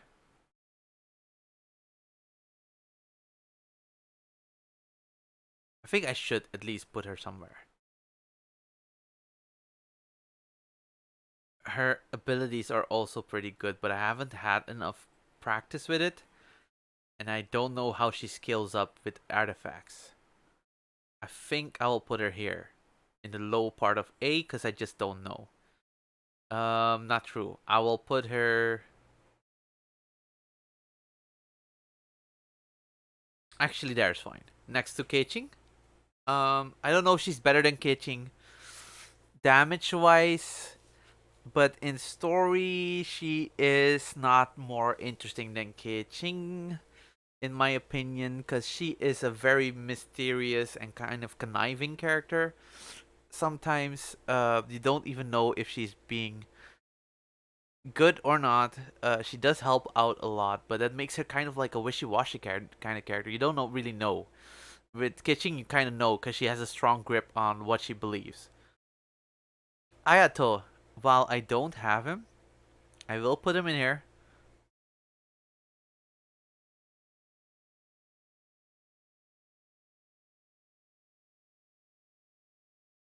Because he does do a lot of damage, water damage.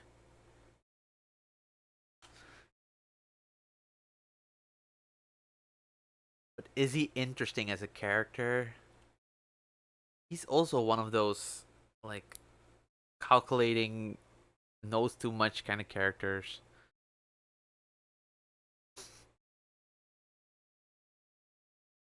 His damage is above. I think there's fine. I think he could be a S tier, but I don't know much about him, so I think it's fair that I just put him there.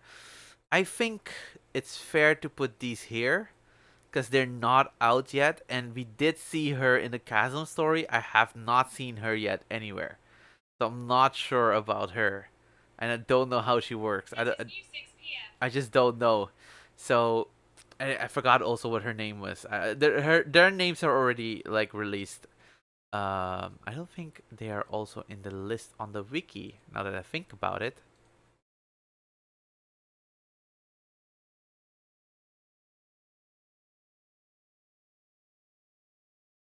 Yep, they're not listed at all.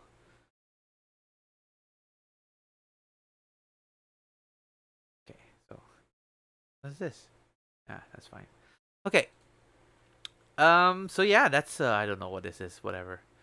So yeah, this is my list. Um, yeah, I think I'm pretty happy with this. These are indeed my most favorite characters. for now. There are some from the A that could go up one more depending on how I skill them. For instance, Noelle is definitely one of those that if I skill them, and I think she could do more damage than most of these characters in A. So she could end up being here, but I don't know. And there's a lot of these characters that also have the same way. I just don't know about these two. Um, and Chunha, to be honest, even though her story, I really like her story. Um, yeah, that's basically it. This is my list of Genshin characters. Oh, there was a lot of talking there. Oh, kind of was too much. Yeah, I'll leave that there.